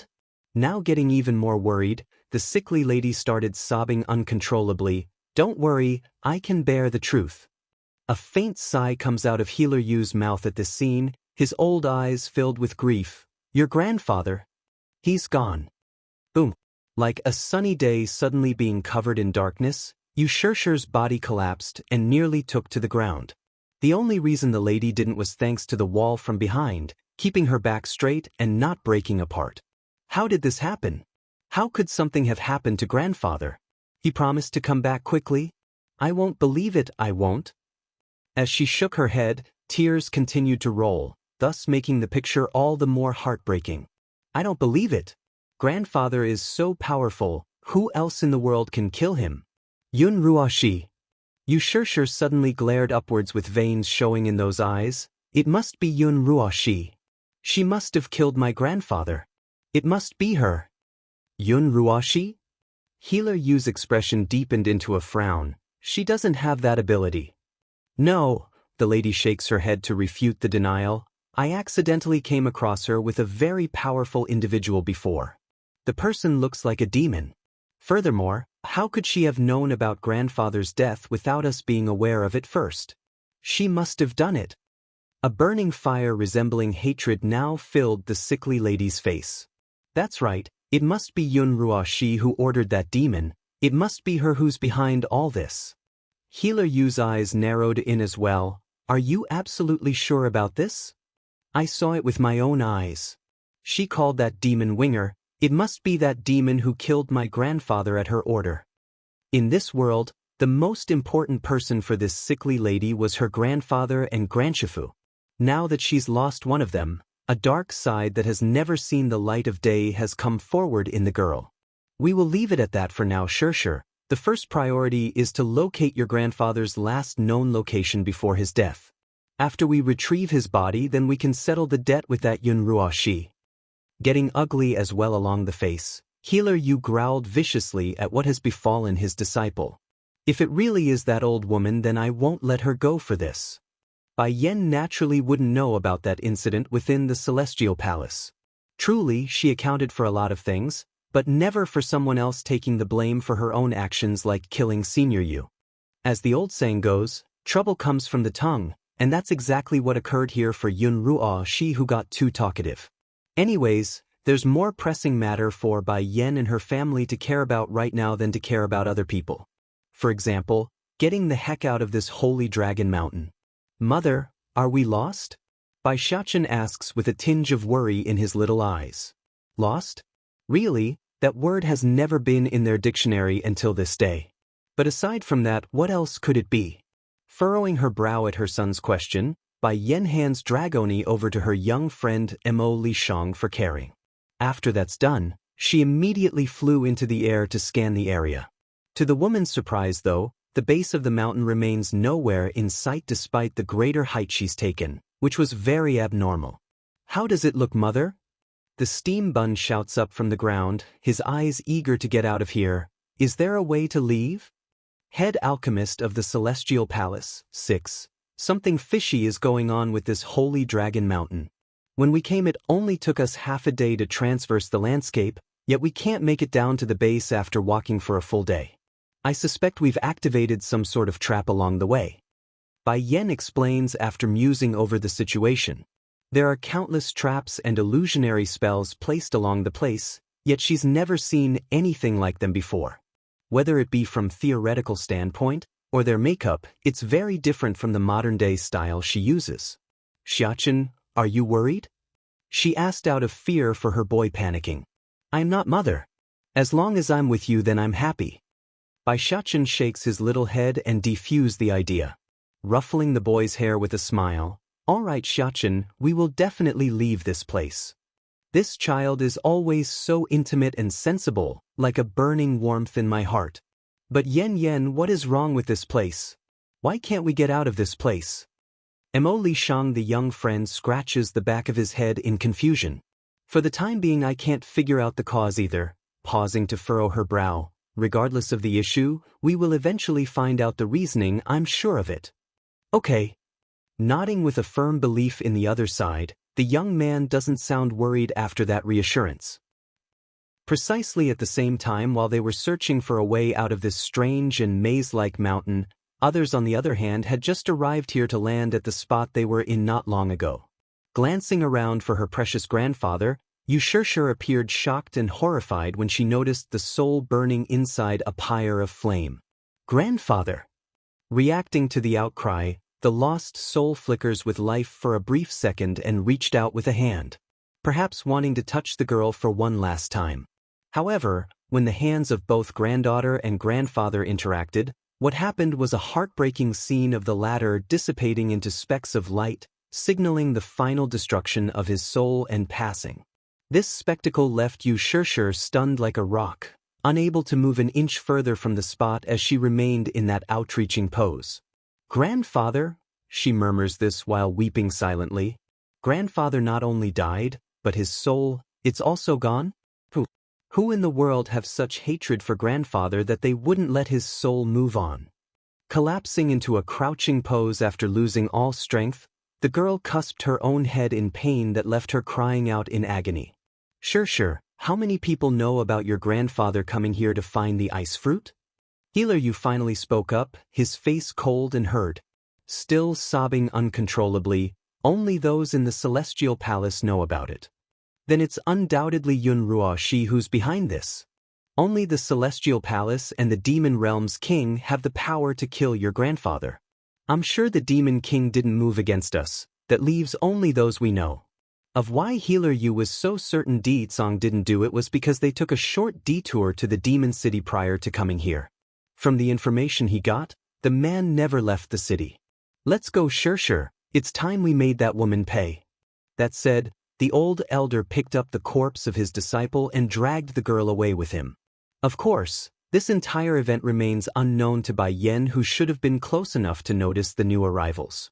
Unfortunately, the illusionary spell they are in has cut her and her companions off from the outside world, making them the only ones being kept from leaving. Secret of the Amulet 1. Shrouded in a shade of yellow as the sun sets for the night, the Holy Dragon Mountain looks like it's made of pure gold, a scene surreal and mesmerizing. In light of this beautiful scene, the party that's currently trekking through the landscape didn't find it so beautiful, rather it's starting to wear down on their minds. Yen, Mo Li Shang continues to follow from behind while carrying the unconscious dragon girl, his face starting to show a bit of fatigue. We've been walking here for a very long time. Do you want to find a place to rest for the night?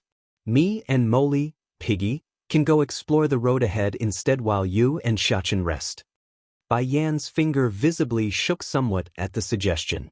Subconsciously reaching up to her neck to grasp onto the jade necklace, she closes her eyes to recall back to the beginning of this whole ordeal. It's already been half a month since they started to wander aimlessly around the mountain, yet the exit was nowhere in sight. At this rate, she's certain her husband would go crazy without news returning. No, Shan, we need to keep going. I refuse to believe some simple illusionary spell can trap me here. Shooting her eyes open again, a flicker of resolve returns to the woman. Exactly like the Demon Queen suspected, Di Tsong became very worried after getting no information or news from his wife. At first he trusted Bai Yen to return on her own, but that trust soon turned to dread as the days dragged on. Without another thought, the husband began sending his own soldiers to the Holy Dragon Mountain to search for his family's whereabouts. Instead of returning with good news, they reported that Bai Yen and Bai Xiachen were gone without a trace to follow. If not for the connection within their souls due to the binding contract, he might have exploded into a furious rage and burned the entire celestial realm into cinder. While things were falling into a huge mess on the demon realm side, the Celestial Palace wasn't faring so well either. Right after Healer Yu returned with Yu Shir in tow, the pair began to raise hell across the board. They wanted justice for Senior Yu's death, and their anger was directly pointed towards Yun Ruoxi. The student and master claimed the old witch sent assassins in secret to carry out the deed, which shocked many of the public. Naturally, a long series of quarreling ensued as a result of this incredible accusation. Healer Yu wanted Yun Ruoxi's head, while the keepers defended the old witch, saying there's no evidence. Even so, the main lady herself had already been scared out of her mind by the added attention. Before anyone knew, Yun Ruoxi had snuck out of the Celestial Palace on her own and headed for the Demon City. Inside the new Demon Palace, Winger was currently standing watch over two little milk buns that were playing in the garden. Unlike before he came here though, that smile of his while watching the kids didn't look like a zombie anymore, but a genuine expression of warmth. Suddenly, the bird felt a tremor in his heart, causing that beautiful face to shudder and reveal a look of pain. He knows, the time has finally come. Ruoxi is here, she's summoning me. Uncle. Just as Winger's about to turn away to meet the dreaded old witch, a crisp and beautiful young voice calls out from behind, causing his body to freeze up. Secret of the Amulet 2. Di Ling Yen, the cuddly and adorable little princess, blinks and blinks as she asked, "Uncle, are you leaving now? Will you come back?" For some unknown reason, just hearing the baby girl's cuddly voice was enough to melt Winger's heart and bring sunshine to his world. Showing a faint smile as he replied, "Princess, I'm only going out to take a breather. I have no intention of leaving, so be assured." Over the years, aside from the brief moment of warmth he experienced in that deep dark void, no other light has come into his world. And this warmth, he's getting it again from Di Ling Yen right now. That's why the girl, it's another light for him. "Then uncle, you need to come back early and not be like mother." After mentioning that, Di Ling Yan's head visibly deflated like she's sad. "Mother left for so long, I really miss her. Why did she take Big Brother and not me?" Taken aback there, Winger softens up his voice to comfort. "Her Highness didn't take you because of safety reasons. There are many people out there who want to hurt you." "Why?" Raising her little head in a naive manner only reserved for a child of her age, "I've always been good and obedient, never doing anything wrong. Why do people want to hurt me?" Although the girl was more sensible and smarter than the average baby, she's still only a baby. Regardless of her intellect, it's unreasonable to expect her to be more mature and aware of the world. In return, the Birdman could only lower his eyes as well. That's right, she didn't do anything wrong, yet the Celestial Palace still wants her dead and won't let her go. Why is the world like this? Why is it so cruel and dark towards the kind ones? Because, Winger's voice sounded shaky and pessimistic, "some bad people do things for no reason, so, Your Highness, you be good and stay in the palace. No one can hurt you while you're here." Biting her thumb, "Okay, I will be good. If I be good, then mother will come back quickly." It's the first time she's been away from her mother for so long, hence the strong level of yearning for Bai Yan's return. "Then I'll come back soon as well after taking a stroll." Feeling the tug from the old witch again, the Birdman couldn't stay anymore and decisively turned for the exit. Unbeknownst to him though, right as he did so, a shadow has been tailing him from the rear. Above the quiet mountain road, Winger could soon see that familiar figure anxiously scanning the area for him. There were countless emotions spilling forward then, but more leaned towards helplessness and pain. "Why did you come so slowly? I've called you a few times already. Can't you move faster?" Scolding and harsh in her voice, Yun Ruo, she only had negative emotions swelling out after recognizing who it was. Sure enough, the moment they were close enough, the old witch actually went ahead to slap him across the face. This slap, the Birdman did not avoid it, only bearing it bluntly and allowing the trace of blood to leak from the corner of his mouth. Once again, the warmth he had earlier disappeared, replacing it only with a cold, expressionless one. "I had something to do earlier, that's why I'm late." Secret of the Amulet 3. Something to do? What is there more important than me? Do you know how much I've been wronged in the Celestial Palace? That old fart Yu's apprentice died, and now Xianxia is pinning the blame on my head without any evidence. Where were you at the time? While yelling out her grievances, Yun Ruo, she visibly shook across the body due to her own rage. Yet, the old witch apparently forgot something crucial. All this happened because of her own foul tongue and not anyone else. Originally Winger still wanted to defend himself by explaining, but his sight soon noticed the patch of blood staining the woman's chest. "You're hurt. What do you think? It's that blasted Yu and his precious girl Xianxia. They almost killed me before I came here." Baring her teeth in a vicious manner, she huffs a grunt before continuing, "You useless thing, you can't do anything, not even to protect me." Winger simply hung his head there. "I can take you away from the Celestial Palace. As long as you're willing, I can take you away. Then those people won't be able to hurt you anymore." "Leave the Celestial Palace? Why should I leave? I have the protection of Keeper Ling and the others. Why should I be afraid of a head alchemist like you?" Clenching her fist to reveal a murderous glint along those eyes, "Enough, I came to you this time for one thing. Go to the Demon Palace and kill the young prince. I want his beast core." The Birdman's body visibly froze, not moving an inch like a statue. "I'm sorry, but I told you before I can't do it." "Winger, have you forgotten how Bai Yen treated me? I am your life-saving benefactor. Do you not hate her in the way she treats me? Livid and green across the face now, Yun Ruoxi's expression grew tenser and tenser until that voice started to screech. But instead of showing concern, Winger opened up his eyes in a confronting manner. Ruoxi, is what you say about the Demon Queen abusing you really true? Looking at that skeptical face, the old witch actually shuddered like she's been exposed. What do you mean by that?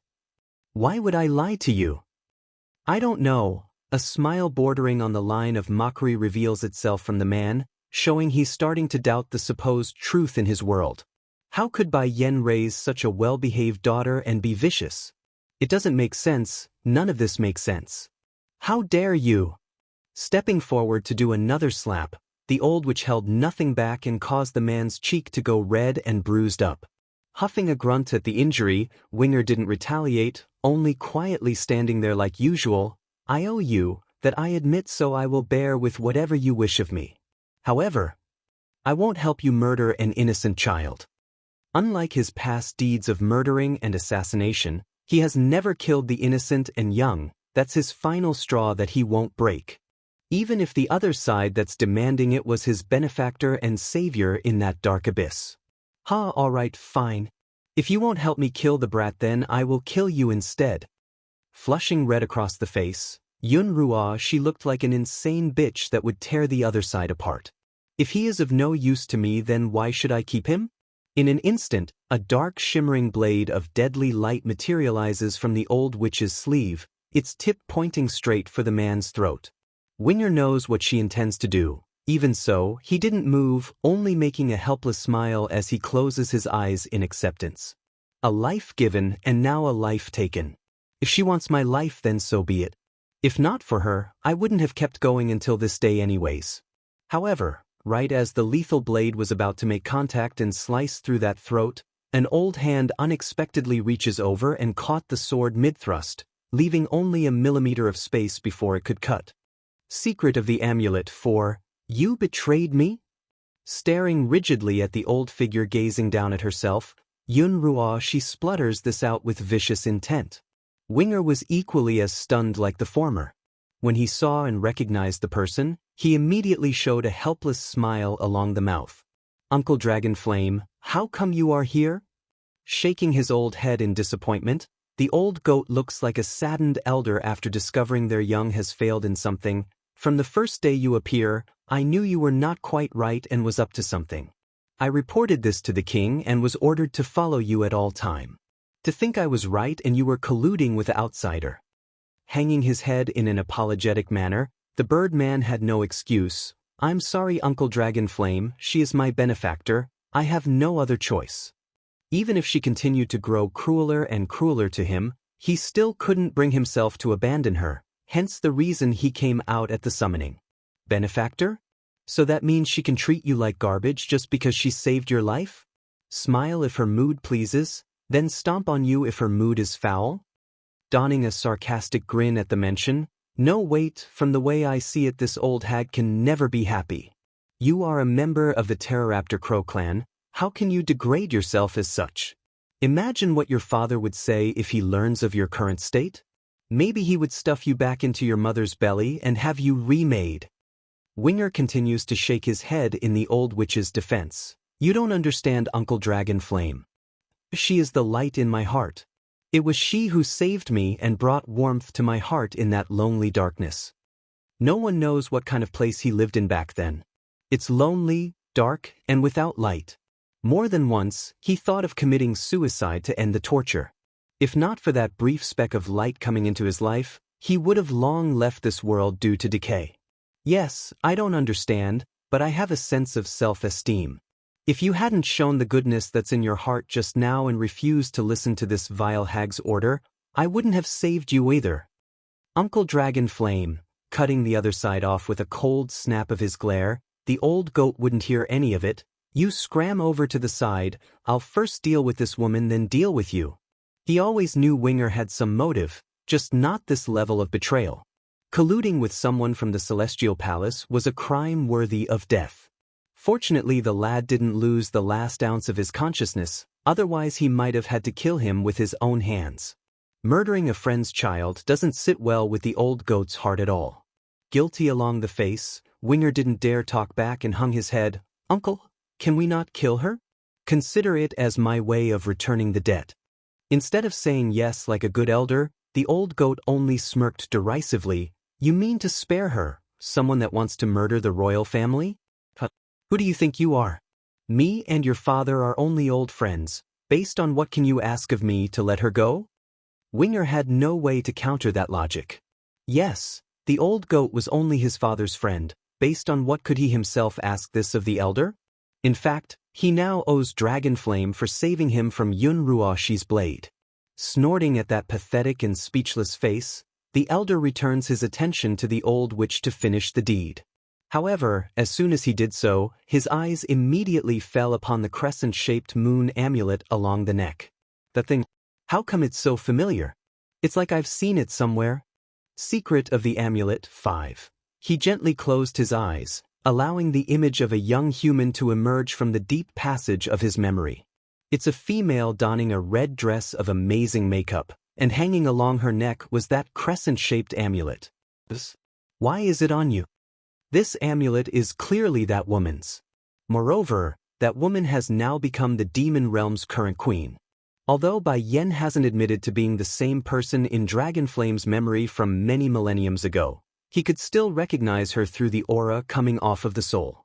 It's identical, an unmistakable trademark of the individual regardless of how many incarnations they go through. Why is the queen's stuff on this woman? Yun Ruoshi's expression promptly changed for the worse. Grabbing the amulet in a protective manner, "What do you mean by that? This thing is mine, what's wrong with it being on me?" Dragonflame narrowed his eyes in like a fierce beast eyeing a prey. "Quit trying to deceive me with your nonsense. That thing on your neck clearly belongs to that." When he was about to speak the last bit, his tongue stopped and changed the wording to a more proper term. "That amulet clearly belongs to the queen, so how can it be yours? No wonder I haven't seen it on her highness's neck at all. It's been stolen by you." Boom. As if struck by lightning on a sunny and clear day, Yun Ruoshi went deathly pale at being exposed. Why does the old man know about the moon amulet? Why does he know it belongs to that bitch Bai Yen? "You're talking nonsense." Eager to hide her own guilt, she snaps back in a frantic manner like a banshee's howl. "What right does a person like Bai Yen deserve to have my amulet? This thing is clearly mine. It was she who stole it from me for a while before I managed to take it back." No matter what, she's not going to admit anything, even if the other side already knew the truth. However, it doesn't mean others are going to buy her story just like that, especially Winger, who's been standing there and listening in with strong intention. The Birdman only appeared skeptical at first after hearing the story from the old goat, but that skepticism soon changed to shock before evolving into an eerie calm. "Uncle Dragonflame. This amulet, it belongs to Ruoshi, are you mistaken?" Even if he tries to hide it, one could tell the swirling emotions in Winger's unsteady voice. His heart couldn't bring itself to believe it, not because of blind belief, but rather of fear for all the pain and suffering he endured. What if Ruoshi deceived him for all these years? Wouldn't that mean he became a dog for someone for no apparent reason? Such humiliation, he simply couldn't accept it. "Ah, ridiculous, this is too ridiculous." Breaking out into laughter at the questioning look, Dragonflame almost found it funny that he needed to explain his own claim like it's some ironic scenario. "You ignorant fools even know what that amulet represents? It represents power, talent, and strength. The one holding it will control the world, an omnipotent being to rule them all. Why, you may ask? That's because hidden inside that amulet is the secret to great strength, power beyond anything you could possibly imagine. Go ahead, ask that woman over there if she can tap into the secret. Come on, I dare you." Laughing to no end, the old goat's voice continued to ring against the Birdman's ear like endless mockery. Winger couldn't take it anymore. Stumbling backwards until he's leaning against a nearby tree for support, this poor soul kept shaking his head in disbelief like a man that's been betrayed and destroyed from the inside out. Exposing Yun Ruoshi 1. Yun Ruoshi's heart panicked after seeing Winger's pale complexion. As her most loyal dog, She knows her own lies would turn this one into a rabid dog instead after exposure. If that happens, her life would be in peril. Listen to me, Winger. Biting her lips tightly, she wanted to twist the story to defend herself some more but was immediately cut off by the old goat's snickering sneer. I reckon you don't even know the name of this amulet, do you? Finding there's no response from her loyal dog, the old witch instead turns to glare at the old-timer. Quit trying to spell false stories in front of my face. All knows that I am the wearer of this amulet. Do you think you can just casually come up with a name and call it true? No matter what, she's going to keep denying the amulet was from Bai Yen. But no matter though, the old goat didn't need her agreement and kept talking without a care. This amulet is named All Heaven, and only one person is worthy of owning it. Unfortunately for you though, it's not you. All Heaven? As if some sort of long-lost memory got triggered, Winger tightly grasps onto his own head as he murmured to himself. Why does that name sound so familiar? Where have I heard it before? With a boom, something exploded in his mind and causes that face to go deathly pale. The reasoning? It's because a certain little girl's voice started to ring out from the depths of his memories and brought the truth forward. Actually, the life before I entered the Celestial Palace is also dark. If not for All Heaven keeping me company during that period, I might have given up hope and died several times over. All Heaven? It's this amulet here. See? If you can't find me, then go to the Celestial Palace. Recognize me using the amulet, I'll wait for you there if I don't return in time. In this moment, that calm heart could no longer be calm anymore, like a rippling surface of a pond. How did this happen? How could I have forgotten something so important? That dark place kept him from sensing her aura or recognizing her face, but he never should have forgotten that sentence at all. Why did I forget something so important over time? How could I have forgotten it all? Going from green to white, then white to green, anyone could see the Birdman's emotions were very unstable and nearing explosion right now. Why did you deceive me? No longer pained along the eyes, there's only endless fury within Winger's pupil. How many things did he miss because of the deception? How close did he come to making that light within his heart into an enemy? Fortunately, he didn't listen to Yun Ruoxi's word and did something he would have regretted for life. Why did you deceive me? He asks for a second time, losing all of the warmth and kindness he ever showed to the other side. The old witch naturally cowered backwards at the intimidating pose. What are you talking about? When did I deceive you? This amulet is the queen's belonging. You took it from her. Now tell me the truth, why did you lie to me? Winger almost sounded pleading but also threatening. Exposing Yun Ruoxi too. Don't listen to his nonsense, Winger. You know me for so long, are you really going to believe him over me who has had the amulet from the start? Trying to force a smile that only made her look bleak and untrustworthy, Yun Ruoxi was betting on their long relationship to prevail. Unfortunately for the old witch though, the Birdman only saw the look of panic and guilt along the woman's face that left him numb to the heart. Making a sarcastic smile. Then why do you not know about the amulet's name being All Heaven? This, stumped for a proper answer. She bites her lip and forces the excuse. That's because the name is not true, it's something he made up. Winger, you must believe me, I am your benefactor and the one who saved you from that darkness. You said you will protect me forever in this life, did you not? No longer rippling with emotions, nor wanting to explode in rage, Winger only felt a cold chill run down his spine at what was now the absolute truth. The light. The girl back then called the amulet All Heaven. To think I would be such a fool. I actually forgot something so important like the very name of the item I was supposed to always remember. Otherwise, he wouldn't have been fooled to such an extent by this Yun Ruoxi either. Closing his eyes in pain, Winger began to go over the many years of humiliation he suffered at the hands of this deceitful old witch. He also doubted why such a kind girl would become so cruel to the point where he didn't want to recognize each other at first. However, Yun Ruoxi's explanation gave him a flicker of hope for change at the time.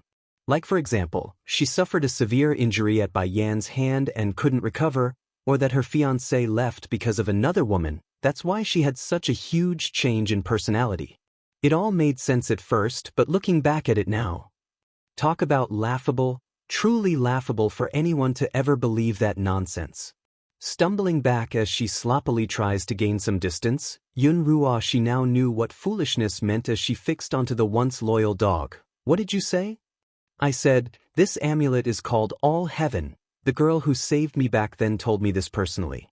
Staring upwards with a frosted glint in his eyes, Winger appeared hostile and murderous. Boom. Like a sunny day being torn away, the old witch stammered for a proper reply. The amulet really is called All Heaven? Why didn't those keepers tell me? How come they didn't know? Once again, the hated image of Bai Yan surfaced within Yunruo Shi's head. This is all Bai Yan's fault. She never mentioned the name before. It's all her fault. Ho ho, Dragon Flame already knew this would happen after he took action, just not this awesome and spectacular. Winger, you are the heir to the Pteroraptor bird clan. It's shameful for you to have ever believed such a vicious woman. I am vicious? Yunruo she snarls viciously in return at the accusation. If it hadn't been for her existence, would the Lord leave during the marriage night? I was supposed to marry the Celestial Lord. It was Bai Yan who destroyed it all, my happiness. When speaking the last sentence, the eyes of this deceitful witch appeared red and fanatically like she's some sort of mad, crazed beast. Celestial Lord? Dragon Flame sounds like he's speaking of something degrading just by mentioning the name. What the heck is that? Don't tell me you're claiming the queen is in love with your whatever lord and stole him away? Oh God, how stupid do you have to be in the head? Compared to my king who rules all of demonkind, your love interest is laughable in comparison. I bet you don't even have the heart of your celestial lord to begin with. That's why he left on his own. You, pointing her finger out at the old goat in utter rage, Bai Yan have always been a vicious person. She has the demon king by her side already, yet she refuses to let Chu Yi God go and seduced him before my marriage night. Only fools like you are dumb enough to be tricked by her wicked ways. Exposing Yunruo Shi, 3, and me turning into this like today is also Bai Yan's fault.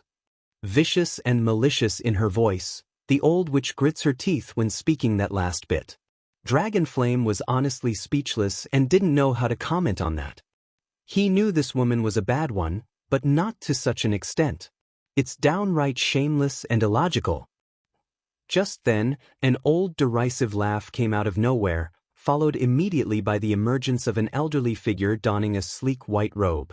Yunruo Shi, are you intending to surrender yourself by coming alone, or are you here to apologize to the queen for all the past crimes you committed? Recognizing the situation had already left her control by the appearance of another third person, the old witch promptly wanted to turn tail and flee. However, by the time she realizes it, there's already plenty of demon soldiers standing on ready with their spears pointing out. What are you all trying to do? I'm warning you, if anything happens to me then Keeper Ling and the others won't let any of you go. First Elder snickers a laugh at the ridiculous threat. One might think those bastards from the Celestial Palace are going to let us go anyways from the way you said it. Yunruo Shi, do you remember what you did 1,000 years ago? No answer came from the woman, merely a look of urgency at wanting to run. 1,000 years ago, the Celestial Realm suddenly came out with word of you being able to save the world, and that our queen will overthrow the world and destroy it. I didn't think much of that rumor, but now it seems those were all you're doing, isn't it? Truth was First Elder had been around the area the entire time, about the same moment when Dragon Flame tailed Winger to this location. But unlike the latter who cut in earlier, he didn't want to show himself just yet since he wasn't instructed to deal with the old witch. However, things have changed now. Since the truth has come out, he no longer wants to stand back since he's one of the few who knew the whole story and more after today's detail being revealed. Pity, our queen did not know your true nature and of how vile and evil you are inside. She kept insisting on you being a good person and ordered everyone to respect you, but I knew better. That's why I had my men shadow you from the very start. But I honestly never thought you were that cruel, murdering a newborn fox when you thought no one was looking. Then as if that wasn't enough, you fooled those idiotic keepers to attack the queen on your behalf and tried to execute her highness. If not for His Majesty arrival in time, the queen would have died right on that day. Closing his old eyes, First Elder started to recall back to those ancient memories where the events didn't turn out well. But that wouldn't be enough for someone like you, would it?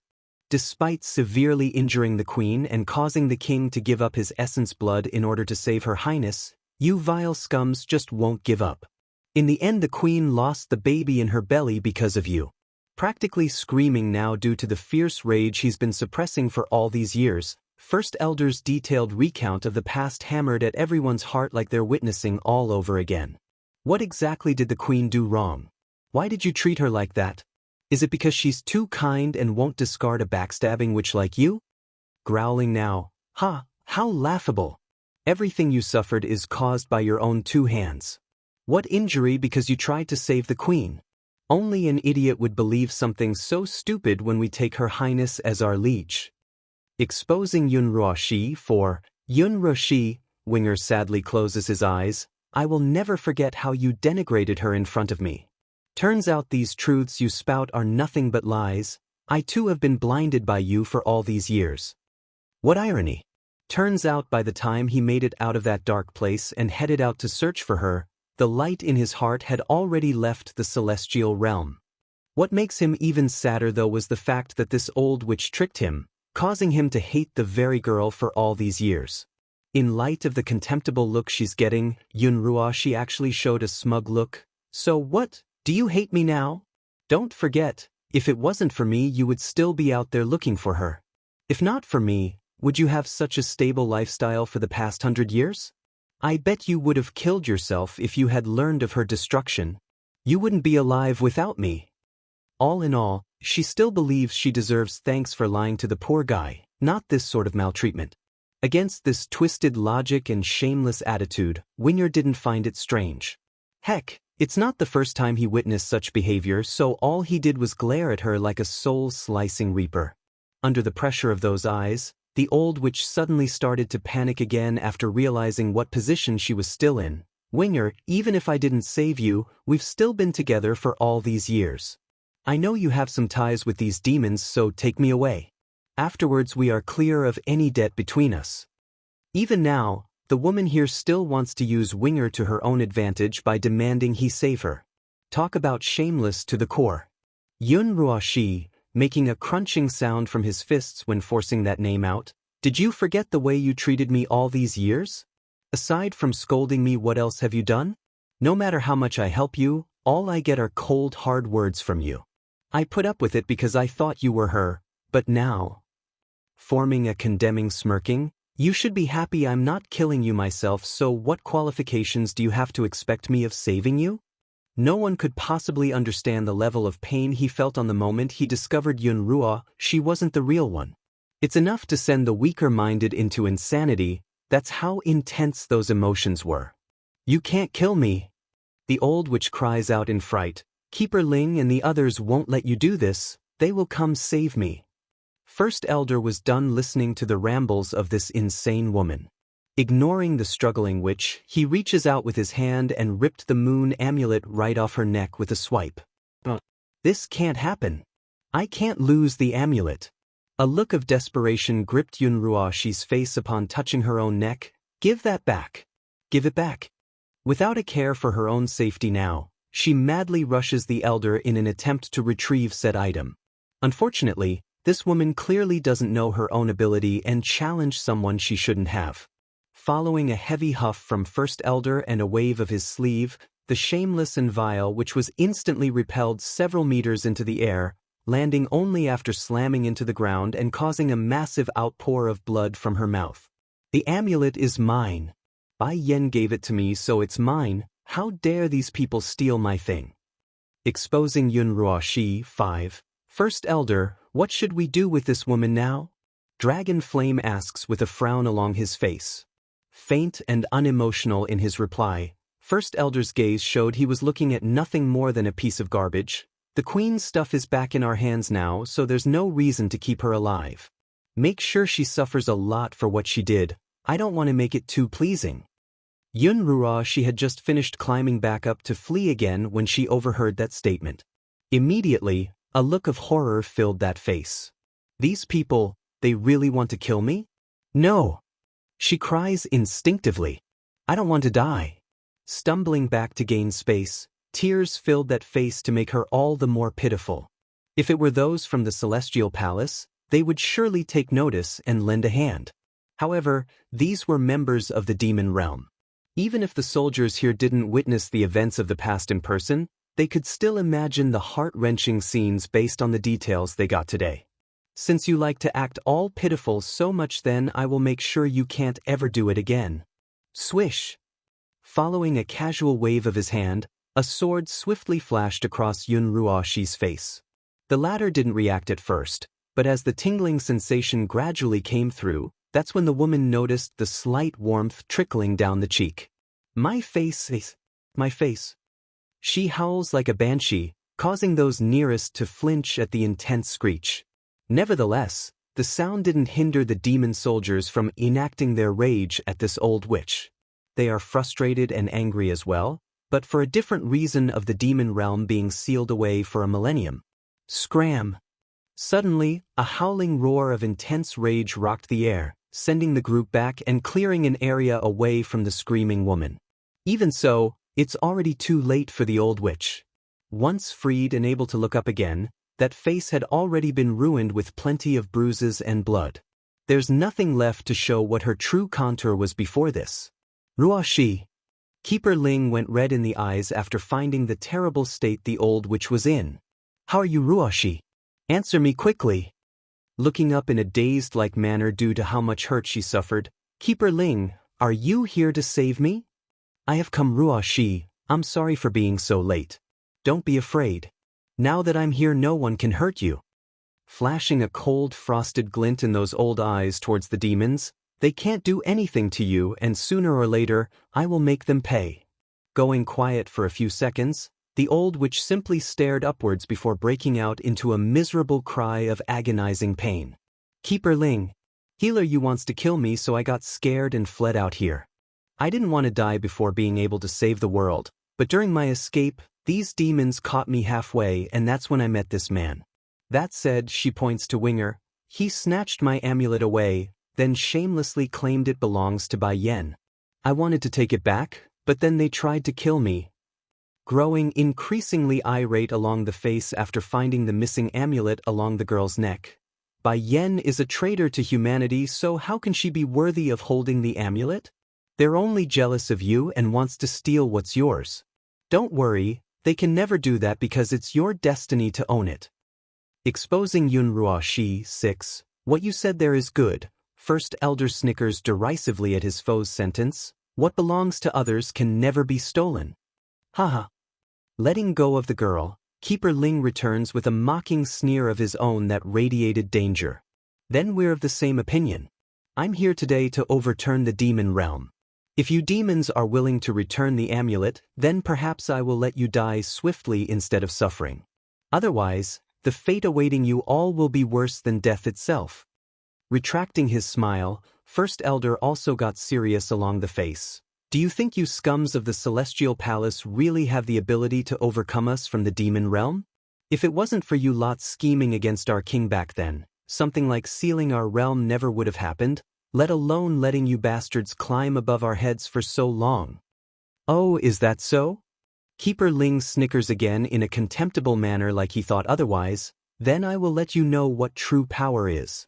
I did not want to use this, but you've left me no other way. 1,000 years ago, the keepers as a whole all knew there would come a time where the great calamity would arrive. In order to combat this threat to the world while Yun Ruoxi couldn't cultivate or grow, they secretly hid away a certain power within their arsenals and never used it even during their clash with the demons. But now with the ever-rising threat of Di Tsang and his followers, this old grumpy keeper knew its time. Closing his old eyes, Keeper Ling took a moment to gather his breath before opening them again to reveal a gaze that's as sharp as a blade. Where's the Demon King? Is Di Tsang such a coward that he wouldn't dare show his face after murdering one of my own? The comment definitely made the demons gathered here turn very ugly, but as soon as Dragon Flame wanted to retort, that's when an overwhelming force came down from the sky and covered the entire landscape in a layer of strength. For Yun Ruoxi, who was immediately caught by the sudden appearance of Di Tsang, This would be the first time she's meeting this man again after 1,000 years. Even if she already had Chu-yi God in her heart, the woman couldn't deny her heart fantasied of being wooed by such a powerful man. It's also one of the main reasons she hated Bai Yan so much and persuaded the keepers to attack the demon realm. She's jealous. The story actually went like this. On one of the days she secretly followed her former friend to an unknown location. Yun Ruo, she saw how Ditsong would pester Bai Yan like a shameless dog in order to win her heart. She wanted to feel the same way, be wanted and cherished like a queen. However, nobody acted that way around her due to her lackluster origin and talent. Eventually that jealousy evolved into hatred, causing this old witch to report the incident to Keeper Ling and starting the whole war between the two realms. Demon City's Incident 1. Recalling back to all the different kinds of treatments in the past, Yun Ruoxi's eyes once again firmed up and showed the vicious side to her nature. She's unwilling to go back to that feeble existence, nor be reduced to an unwanted person like in the past. I hear you are here to make trouble for me? Cool and unemotional, Ditsong gazes down at the foe and asks with a contemptible glare. Huffing a grunt to shirk off the pressure, Keeper Ling doesn't seem fazed though. I'm not here to make trouble for you, I'm here to kill you. As soon as this grumpy elder finished saying that, a long sword immediately materializes from his sleeve and instantly stabs down at the ground, releasing a huge amount of power in doing so. Boom! The floor rumbles, shattering along in veins like a roaring lion, only to be followed swiftly by the constant hammering of electric might from the sky. Then, as if instructed, one of the lightning strikes down and aims directly for the Demon King's head in a devastating fashion. Ditsong evaded with ease, of course, using his incredible speed, but that didn't mean the same for some of the less fortunate demon soldiers that could do nothing to save themselves. They were incinerated, destroyed until nothing but a giant crater remained to indicate they ever existed. This, Winger mutters with rigid stiffness after seeing this. Why are these powers so similar to the ones hunting me? Where did the keepers get such a power?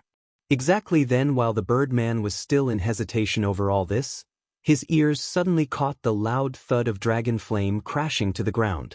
Uncle Dragon Flame.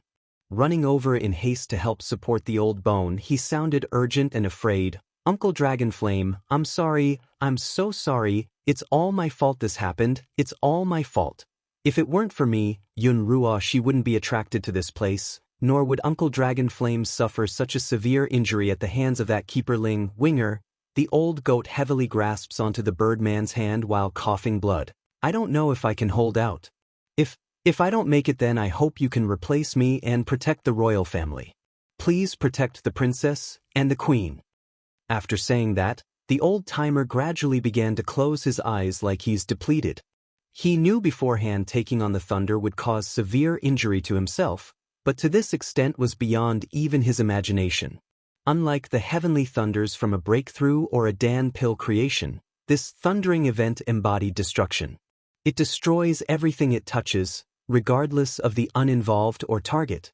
Therefore, even with Dragon Flame's incredible and sturdy body, it penetrated and wreaked havoc across his internal organs.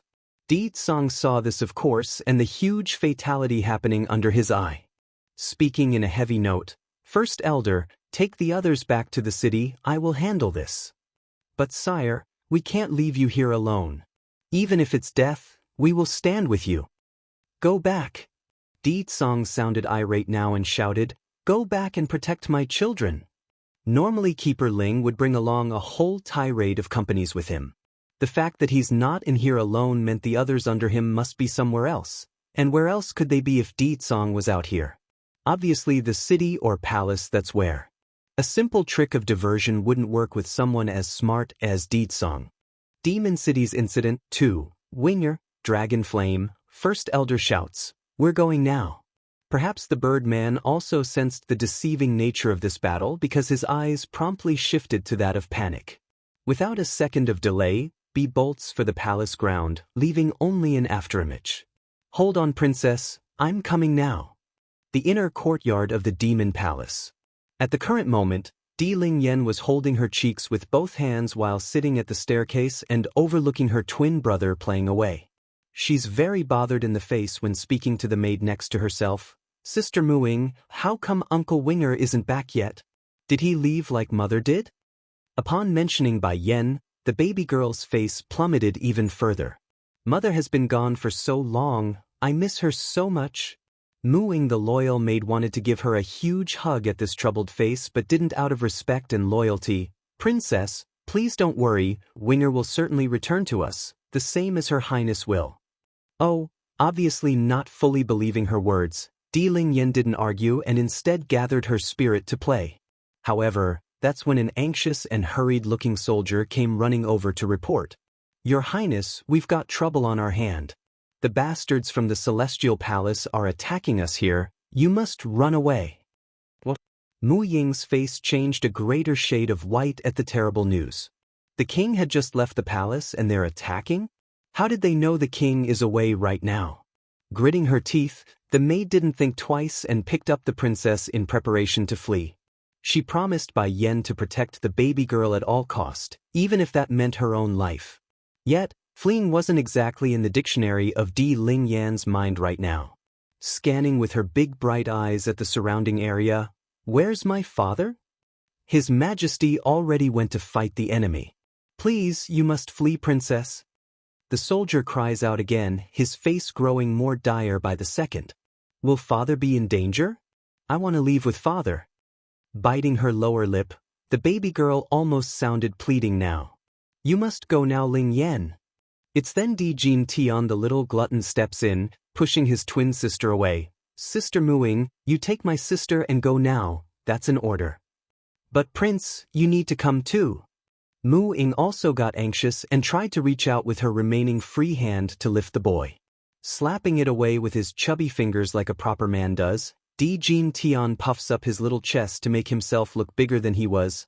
I am the older brother and a man, so I have to protect my sister. If I escape, then those bad people will find us. When they do, they will surely know of Ling Yan's existence and not let go. Though the little glutton didn't quite express his meaning in a detailed manner, it's more than enough for Muing to understand. I'm not leaving my brother, I'm not leaving, cry as she might. The baby girl simply didn't have the strength to wrestle out of her maid's arms. You are a man, but I am also a woman. I'm not afraid. I don't want to leave you. She continues to make her case to no avail.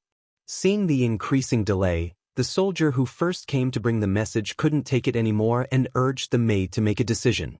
And sure enough, Muing did and handed the crying princess over to the demon soldier's own dismay. You leave with the princess first. I'll stay behind to protect the little prince. Finding only a dumbfounded face from the other side, the maid roars out in order to snap the soldier out of the stupor. Go! Moments later, the image of the messenger was gone with his precious crying cargo in arm. There's no doubt this individual would stake his life on the line in order to ward the princess from all harm, but it's another question on whether he could achieve such a feat with his feeble abilities. Prince, are you afraid? Demon City's Incident 3. I'm afraid. Jin Tian may have kept up a good appearance initially, but he's still only just a child. Once his twin sister was out of sight, he promptly lowered his mouth into a timid frown as beads of tears rolled down his cheek. But Big Brother said I must protect my sister. Those bad people want to take her away, so I must stay and protect her. Muing naturally knows the little glutton's choice was the right one, so she didn't object to him staying. For the bastards from the Celestial Palace, their information remains limited and doesn't know if Bai Yen gave birth to a girl or a boy. If she really did take both children and ran, it would surely cause a huge mess and they would search everywhere. By then it would be impossible to hide Di Lingyan's existence. Don't worry, Highness, even if it costs me my life, I will ensure your safety. Firm along the face, the maid meant it and held no hesitation. Sister Muing, will father and everyone come save us? And uncle? Uncle left home to find mother. If uncle was here, then I wouldn't need to fear those bad people. They definitely will. Soft in her voice, Muing wants to comfort the baby boy some more when the worst-case scenario occurred. The attackers have arrived at the compound and has surrounded them. Seeing all these ferocious and glaring looks coming his way, Jin Tian instinctively hid behind Muing. It's obvious he's scared right now. This should be the son of that demon king. A man in charge of this attacking force snickers a grin before waving the others to move. Take the boy and tie him up. Let's see if that demon king will disobey us afterwards once we take his son. Keeper Ling never gave up on having Di Tsong's daughter. Even if it's not from Bai Yan's belly, the old bastard still intends to force the issue even if it meant him going at it with another woman. That's how this idea came into existence. By kidnapping Jin Tian, Keeper Ling could then force him to have another baby. Sweaty across his little hands, Jin Tian remains stubborn in the face when speaking. I'm not going to be taken by you bad people. You lot bullied my father. I won't let you people get away with it. The man snorts at the pointless threat. Your father and mother did not listen to our persuasion, that's why they deserve what's coming. You as their son should act better and think of the big picture. What's a simple daughter compared to the whole wide world? They can always make more. Swish. As soon as his words came forward, a small contingent of the attackers had begun to move without further order. Mu Ying saw this of course and hurried to meet the kidnappers with her blade. Thankfully this mission only came with some weaklings led by a couple of high divines, otherwise the loyal maid would never be able to contend with a powerful keeper in their fray. Even so, as middle divine, stalling for time remains a difficult task for the woman who has to fight multiple targets at once. Di Lingyan's fury, 1. Pith. Suddenly, a strong gush of wind came flying over, slamming right into Mu Ying's shoulder and blasting her backwards from the impact. Blood came pouring out of her mouth as a result of the injury. Sister Mu Ying. Getting all teary along the face after seeing how the maid tried to protect himself, Jin Tian tightens up his lips and asked, "Are you hurt? Is it painful?" The loyal maid didn't falter though in light of the huge disadvantage she faces. Rather, she's only feeling warmth circulating across her veins right now.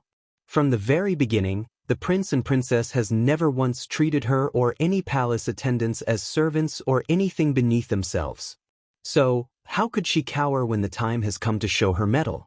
Ignoring the stinging pain, she rushes at the crowd once again, leaving a trail of blood in her wake. There's incredible strength in her eyes right now.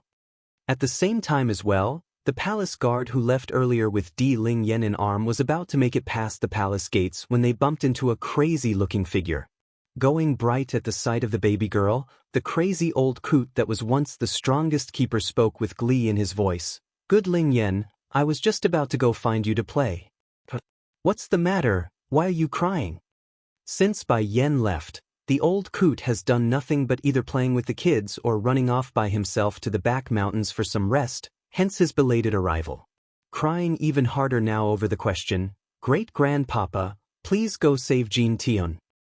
Please hurry and save second brother." Not dilly-dally at all, the old coot gets all serious in the face after seeing how terribly sad the girl was. "Where is Jin Tian? Did something happen to him?" Second brother is in the backyard. A group of bad people barged into the palace and wants to capture him. I wanted to stay too, but second brother won't let me and said I must flee. Please hurry before they take him away. What? Mad and crazy as he was in the head, the old coot had enough sanity left in him to know what the consequences are if someone intends to kidnap the little glutton. Flaring up with rage, "Which asshole dares to kidnap my good little boy? Don't worry Ling Yan, your great-grandpapa here will go deal with those assholes right now." Having said that, the old coot's figure was gone like a gush of wind. Wiping the tears away, Di Lingyan also firms up in the face. "Mr. Guard, can you take me to find father? I'm worried about father." Greatly startled by the request, the guard immediately shakes his head. "Princess, I can't do that. The king is currently locked in battle with those bastards from the Celestial Palace. If you go then they will certainly know of your existence." Hanging her head after hearing that, "But the one they want to take is me. If I do not show myself then they will continue to hound father and mother. I am their daughter. I won't hide in the shadows while everyone protects me. Father, mother, big brother, second brother and everyone in the palace are all my family. I must also fight to protect them. But princess, the ones from the Celestial Palace will always be our enemy regardless of you showing yourself. Enough, I must take you to a safe place to hide for now." Di Lingyan's fury too. "But Mr. Guard, I must see my father. I'm afraid something might happen to him if he's left alone. Grasping onto the demon's shoulder and putting on a pitiful face to play her charm, the baby girl's face could melt hearts if the situation wasn't so dire and permitted it. Unfortunately for both girl and soldier, the two of them weren't going to have the time to make a decision here today. Exactly in the moment when the latter's about to give in due to that face, a series of footsteps startled them and caused the two to look over in the other direction. Among the new arrivals were multiple powerful targets, but the obvious one leading the new group were a kind-looking old man who kept smiling the entire time. Those eyes were locked onto Di Ling Yen, carrying a light of greed and delight at what he's discovered. "Your Highness, it's your father who tasked me to come pick you up." The old man lies without batting an eye. Right away, Di Ling Yen knew that wasn't true and reacted by clinging nervously to the palace guard's neck like the other side would bite if they got any closer. "Don't be afraid," the agitated guard promptly backed off as well to gain some distance. "I believe you got the wrong person. She is not a princess, only an orphaned fox picked up by the king somewhere during his travels." Despite the excuse, the smile coming off of the old man there only deepened. "Do you think we can't tell the aura coming off of the child is that of the Demon Kings? Little girl, don't be afraid, we won't hurt you. Come with us and we will go see your father." The old man's smile was extraordinarily kind right then after that last sentence. He just couldn't help it because the reward awaiting him would be unfathomable, especially when he thought all was lost after coming in late. The guard's heart pumped with adrenaline after the blunt statement. He knew there's no turning back from a fight since they're this close. Worse was the fact that he could have turned back with the old coot to where Dijin Tian was, that he could find shelter under that former keeper instead of confronting this second group of assailants by being overly cautious. "I'm not going with you," said the little princess with her stubborn face. "You are all bad people, trying to hurt my father and mother and big brother. I won't leave with you." Unfazed and still smiling with that kind expression, "Little princess, your existence is too important to the world for you to be so selfish. Do you want to see the world destroyed?" The girl snorts with her tiny nose. "Don't think you can lie to me just because I'm small. I know you are here to kill me. My mother told me that before already. I have no relationship with you people, so why should I sacrifice myself for you? Mother taught me being kind is all and well, but it's not all right to be foolishly kind." Di Ling Yan's fury. 3. In Di Ling Yan's view, the only ones that could demand sacrifice from herself would be the ones she care about. For example, her parents and siblings, or the friends she's made in the palace. Whereas these unknown strangers would be considered just that, strangers that she owes nothing to. The old man's face suddenly sank, causing his smile to disappear completely as well. "If you won't come with us, then that leaves me no choice but to use force. All of you go, take this demon princess down." "Understood." Those that came with the old man promptly drew their weapons and readily charged at the pair. The palace guard could see this, of course, and understood the time has for him to put his life on the line. Without another thought, he tossed the girl in his arms towards the inner yard as hard as he could to give her the highest chance of getting to safety. Though it's a futile effort and he knows it, the soldier still wanted to do everything in his power before his end comes. "Princess, run away, go find the king." That's the final words the soldier before it got cut off. For Di Yanling, who could only catch a glimpse of the scene once she hit the highest point in the air, the picture was painful to take in even for her immature mind. Bloody, gory, and limbs severed into multiple pieces, that's how quickly the attackers mercilessly murdered the demon soldier who stayed behind to fight. It's a completely one-sided battle that ended in seconds, yet that's all it was needed for help to arrive. Right before Di Ling Yen came face to face with the cold hard ground, she had closed her eyes for the impending hurt. However, the impact never came in her shyness from pain. Rather, it's the sensation of a powerful pair of arms catching her mid-fall. "Princess," Winger gently whispers his words into her ear. "I'm sorry for being late." Obstructed by her own tears, the girl cries while speaking incoherently, "Hick. Did I do something wrong?" "No, how could you have done anything wrong, princess?" Winger found it absolutely distressing to hear such sensible words. It's not right to demand this of someone so young. If I've done nothing wrong, then why do these people hate me so much? I've listened to mother's teaching and kept my heart pure and kind. Why does second brother have to sacrifice himself to protect me? And why does Mr. Guard back there have to die to protect me? I want to grow up just as strong as big brother. That way I can keep others from being hurt because of me, nor die for me. That's right, in this poor princess's view, the only way she could stop all this pain was to become stronger. Princess, he's a demon guard, it's his duty to protect you, no. He and Sister Mu Ying are my friends. Everyone in the demon realm are my friends. The ones that deserve to die are those bad people and not them. Yes, the ones to die should be the evil and bad ones, not the friends and family in her life. And for the first time ever, a flash of hate and anger filled those big innocent eyes of this pure child, tainting a small speck of her childish heart. It's then, First Elder and the others also arrives on the scene. They could see the state of the situation, but they were more concerned with the intruders from the Celestial Palace who had also chased over after removing the obstacle. It seems the king is right. You lot really came to attack the palace while we were out. How dare you lay a hand on the princess? Huffing a grunt in an irate manner, First Elder was glaring daggers at the bunch. But now you can forget about ever leaving this place alive. The old man leading the second group of attackers only snickered a laugh at the idle threat. Is that so? Shame though, I've already had some of my subordinates run off to inform Keeper Ling about the princess's existence.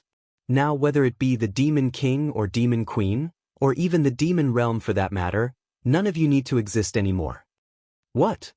Darkening in the face, First Elder's voice grew dreadfully cold like he wants to snap the other side's neck. Sneering some more after getting the reaction he wanted, do you know why the Celestial Lord never moved against the Keepers despite his hatred for them? It's because they hold an ancient relic in their hands. It's an incredible weapon containing power capable of destroying everything, and such a relic can only be activated by the Keepers themselves. Di Ling Yan's fury, 4. The old man's smile deepens like a tactician winning a battle. Guess what? Keeper Ling only held back against your king because he needs him to produce a daughter for us. Now that we have one right here, what makes you think he will let that abhorrent demon king live once news gets to his ear? Without surprise, First Elder's expression devolved into an ugly frown. He's all too aware of what the other fellow was implicating by that threat. The power from that strange lightning caused by the sword from earlier still left his heart trembling with fright. It's overwhelmingly powerful and destructive to the point where even he has to watch out from being struck head-on. Clenching his fist until it's slightly shaking, don't look down on the king of the demon realm. I can say for certain even if all the keepers from your celestial palace gathered here today, it would only end up in a deadlock between both sides. Haha. The old man laughs some more like he's just heard something hilarious. That would be the case if you hadn't touched Lady Ruoxi. She is the future savior of our world. What qualifications do you animals have in targeting her?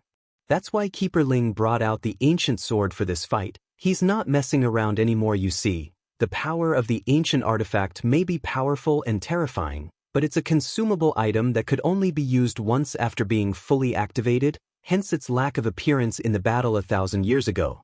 Uncle Winger, Di Ling Yen hurries to tug at her protector's shoulder after getting all anxious. I want to go see my father, hurry and take me to my father. Great-grandpapa already went to Jean Tian's side so he will be fine. I must make sure father is okay. Princess, Winger sounded hesitant despite the plea. Unbeknownst to everyone else, that lightning from earlier was practically the same power that's been hunting him for all these years. Imagine hiding for all your life from a nightmare, and now you're being asked to confront said nightmare. Who wouldn't be scared?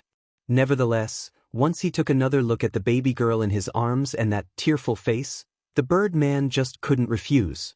Nodding his head with a firm light, okay, I'll take you to him. Even if I have to risk my life at being discovered, I must go.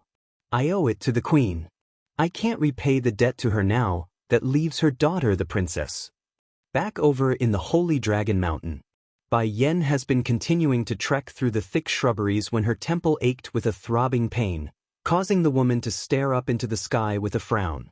Mother, is something wrong? Noticing the oddity, Bai Xiachen quickly asks with his curious face. gripping her chest like something's wrong. Xianxia, we need to hurry and find a way out. I fear something might have happened back home. How can this be? Di Song is watching over the demon city. There's no way something can happen while he's there. Am I overthinking this? Yen, look, Emoli Shang, the young man suddenly calls out from the front, his voice sounding surprised by what he's pointing at. Looking over as instructed, Bai Yen too was surprised by the scene.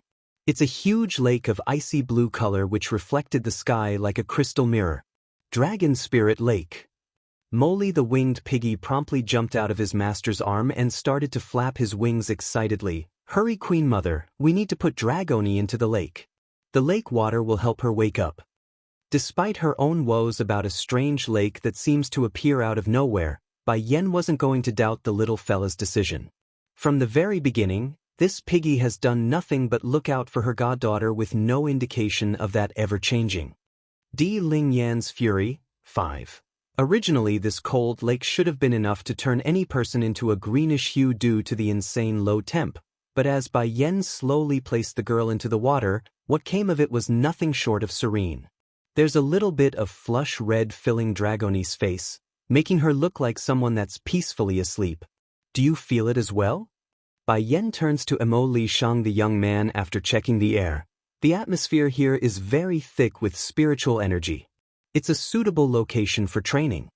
The young man nods in agreement. Indeed. Unfortunately, I don't have time to train here now. Let's look around first. There's bound to be a way out of this place. The panic and unease have grown much stronger by this point, making the woman more urgent to return to her husband's side. Okay. Sensing the tension as well, Mo.Li Shang didn't dally around and quickly began the search. It's then, something up ahead caught their eye that seems to appear out of nowhere. Standing at a person's height was a monument with several words etched along the surface. To break is a demi-divine lord. Demi-divine lord? What does that mean? Mother, Bai Xianxia tugs at Bai Yan's hand. This monument says demi-divine lord. Does that mean we need to break this monument with a demi-divine lord? Does that mean we can leave after we break it? A shudder breaks into Bai Yan's heart, causing her hands to clench into a ball in the process. But how can I spare the time to advance into the demi-divine lord level? The city is under attack and I'm supposed to sit here and train? Making an extremely frustrated face. Why? Why must I fall into this forsaken place at this time? Why does the city have to be attacked while I'm away? I can't do this. I must return to Di Song's side right now. Bang. Not hesitating, Bai Yan throws a heavy punch at the monument. The force used could crush a rock. But instead of showing a single crack, the recoiling force from the impact actually bounced her back to the ground. Mother! Greatly startled by the turn of event, Bai Xianxia didn't think twice and threw himself to her side. Mother, you will be hurt if you continue to hit it. I don't want you to be hurt. It's okay, son, move aside and let me do this. We can't stay here and continue this endless wait while your father is in danger. Climbing up again, Bai Yen pummels her fist for a second time and roused a similar outcome. Not conceding, the attack continued, only to repeat itself time and time again. Eventually blood came seeping out of the woman's messed up fingers that had clearly been scratched to the point of showing bones at some point. Demi-divine lord, why is it only a demi-divine lord that can break this? I refuse to believe that's the only way. Even if I'm only at the high divine stage, I will break this blasted rock. No one can stop me from going back to Di Song's side, let alone a monument in this forsaken place. Yen. Mo Shang sounded distressed now, especially when his gaze fell upon the female's hand.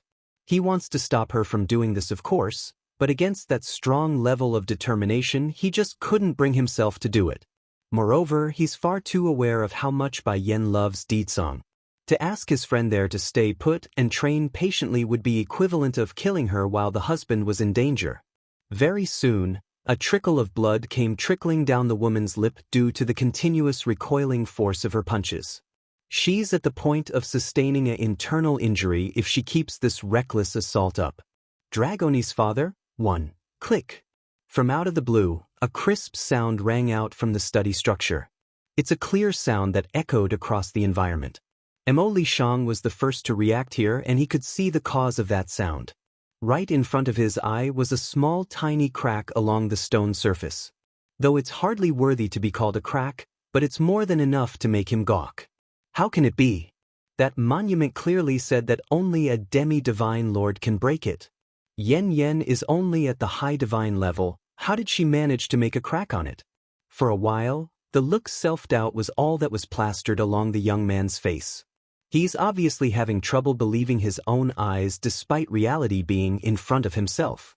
Bai Yen on the other hand didn't let up though. She's unimpressed and continued to barrage the monument further and at an increasing ferocity, until, boom, like a rocket making impact on its target, the structure suddenly exploded under the final punch from the woman's fist. She's expended after this achievement.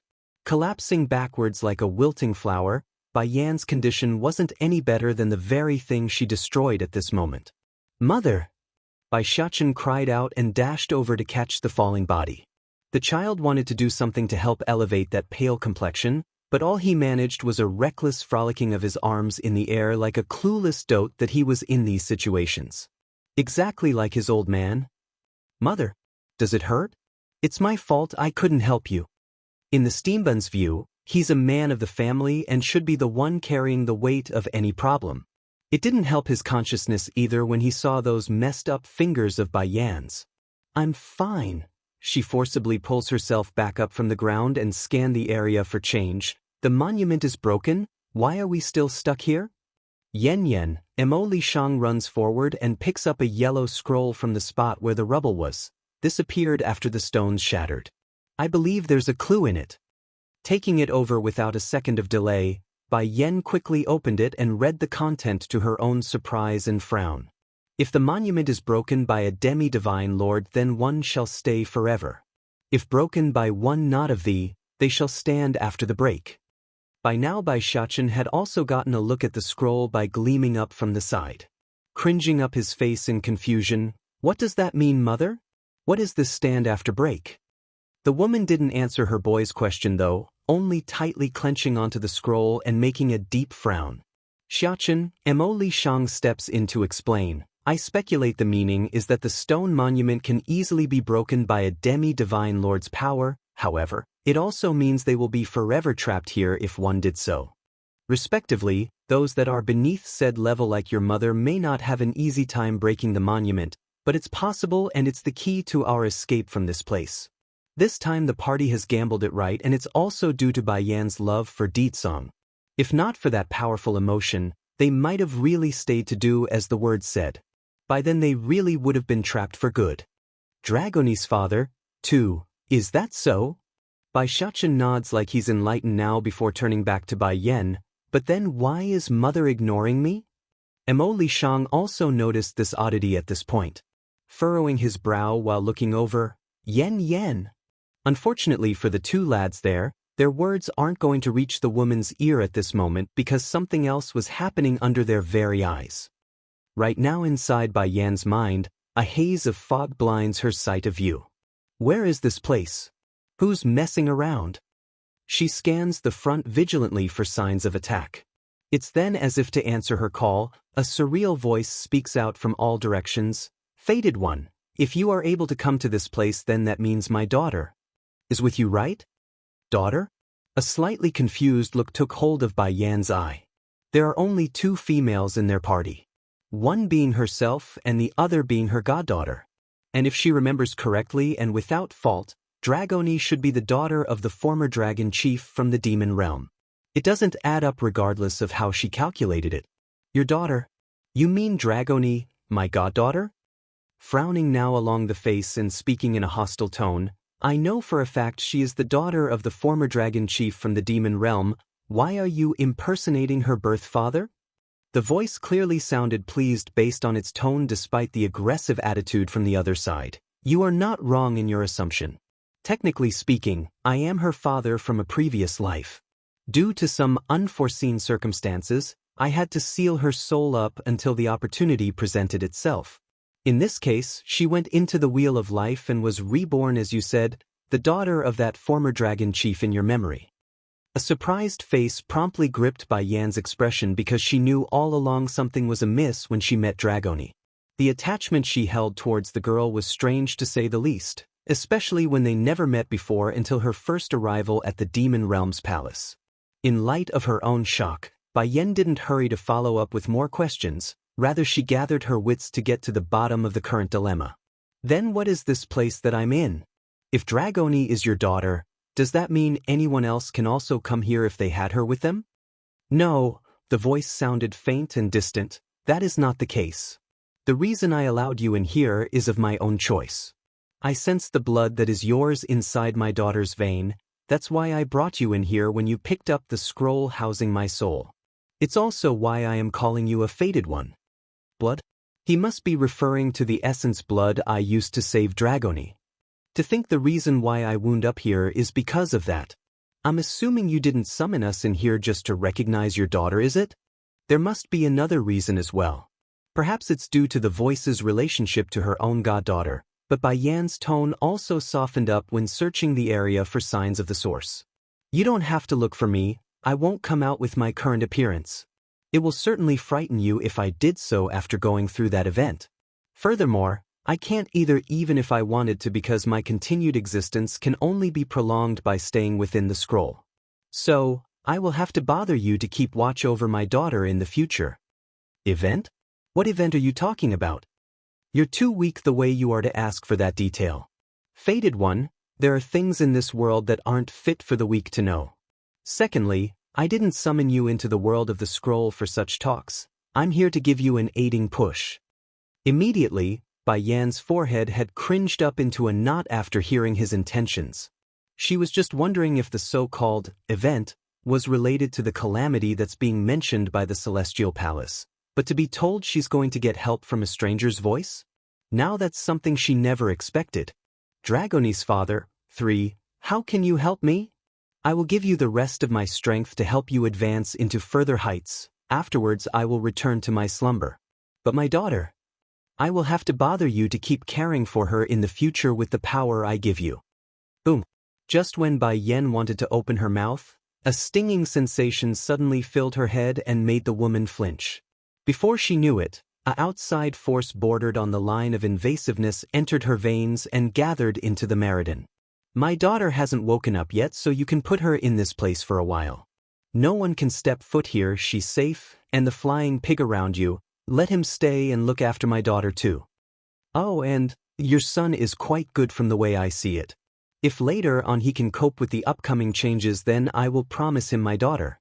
As icing on the cake, there's also a demon sealed within the ice lake here. If your son ever gets strong enough to reach the demi-divine lord level, have him come possession of it.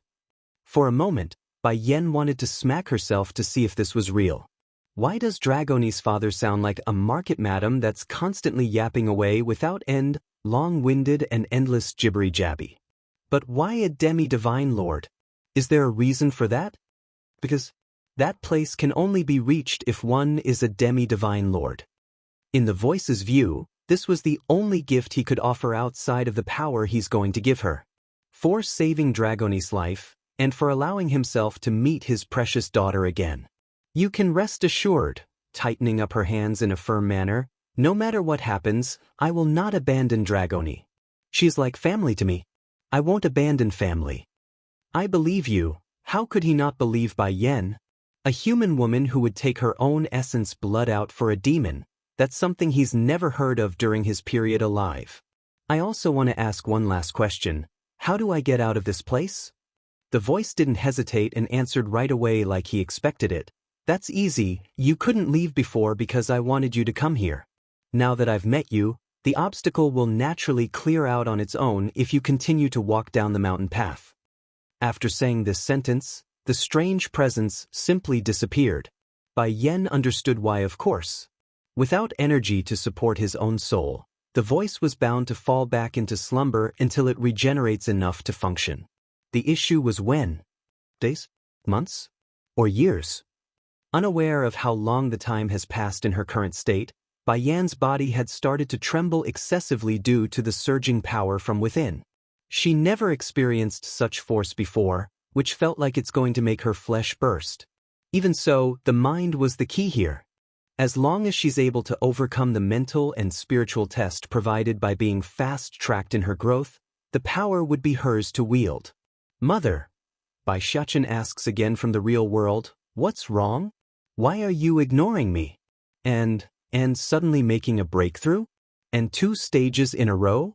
Directly from a bottom divine to a high divine? As if to answer his call, Bai Yan suddenly moves again.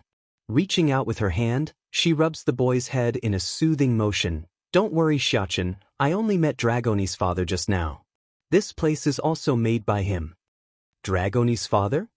The steam bun lights up in the face. But isn't she the daughter of the former dragon chief? How did you meet him? Well, it's a difficult thing to explain, but everyone has a past life, right? This father is one of Dragoni's past father and not the one you know of. Dragoni's father, 4. Bai Xiachen makes a face like he's enlightened. Now I understand, mother. So, what did Dragoni's father say? Smirking mischievously, Bai Yan throws the bomb down like a sly fox. He said to betroth Dragoni to you. Mo Li Shang instantly started to cough like he's been hit in the stomach. How old are the kids? They're already talking about betrothal? And it's done by the parents' own mouth? Then, as if recalling something, the young lad slowly sneaked a peek to the winged piggy next to himself. He wanted to find if there's any change in the little fella's expression, but found none to his own relief. It seems I was overthinking the matter before. Molly only wants to protect the girl in the purest sense and not anything else. Mother, the steam bun gets unhappy and buries his frowning face into the woman's belly. I don't want a wife, I only want to stay by your side. Also, Dragoni is my sister. If me and her marry, then wouldn't that be considered incest? Bai Yan's face visibly twitched over the last bit. You're not blood related, so it doesn't matter. You're still young, so you will understand this in the future. The boy merely tilted his head like a lost child. Will I really understand in the future? Then mother, how are we supposed to get out of here? Looking up to face the downward slope, Bai Yan makes a meaningful face. We need to continue down the path. This place won't stop us anymore. However, Dragoni needs to stay here under her father's request, along with Molly to watch over her. Mo Li Shang was the first to react to that statement since it involved his companion. Making a reluctant glance to his little buddy. Okay, you stay and protect Dragoni while she's asleep. Me and Yen Yen will leave together. Although the lad and his piggy companion did agree to split up before, but to actually have the pair go ahead with such an idea was still painful for the pair. Showing tears along his piggy face, Master, I will be sure to protect Dragoni so you can be assured. Regarding this arrangement, Bai Yan didn't have any objections. In her view, there must be a reason why the voice insisted on the piggy to stay behind. Mother, doesn't it hurt? Bai Xiachen carefully raises the woman's hand with a look of pain over the revealing bones. I will blow on it. Before you would always blow on my wound if I got hurt, so you will be fine too. That said, the boy promptly began to puff up his cheeks to give it a big huff of air like it would do something. Still hurt? Of course not, you silly, rubbing her son's head in a happy fashion. We will go back now. Your father and siblings are waiting for us. What needs to be done has been done on this account. Now all that leaves was to confront the enemies coming at them, and whatever fate holds for her and her husband, Bai Yan intends to meet it together. The sky above the demon city has already been shrouded in dark looming clouds. It's uncomfortably suffocating under the constant hammering roars of the thunder. Even so, a single figure remains standing with no fear in his eyes. Such a being exuded dominances and power. Keeper Ling. Suddenly, an excited voice came over from the rear and landed on the conceited keeper's side. Dragoni's father, 5. What's going on? The grumpy keeper asks using a deep voice after seeing how excited the other Sid was. I have wonderful news, Keeper Ling.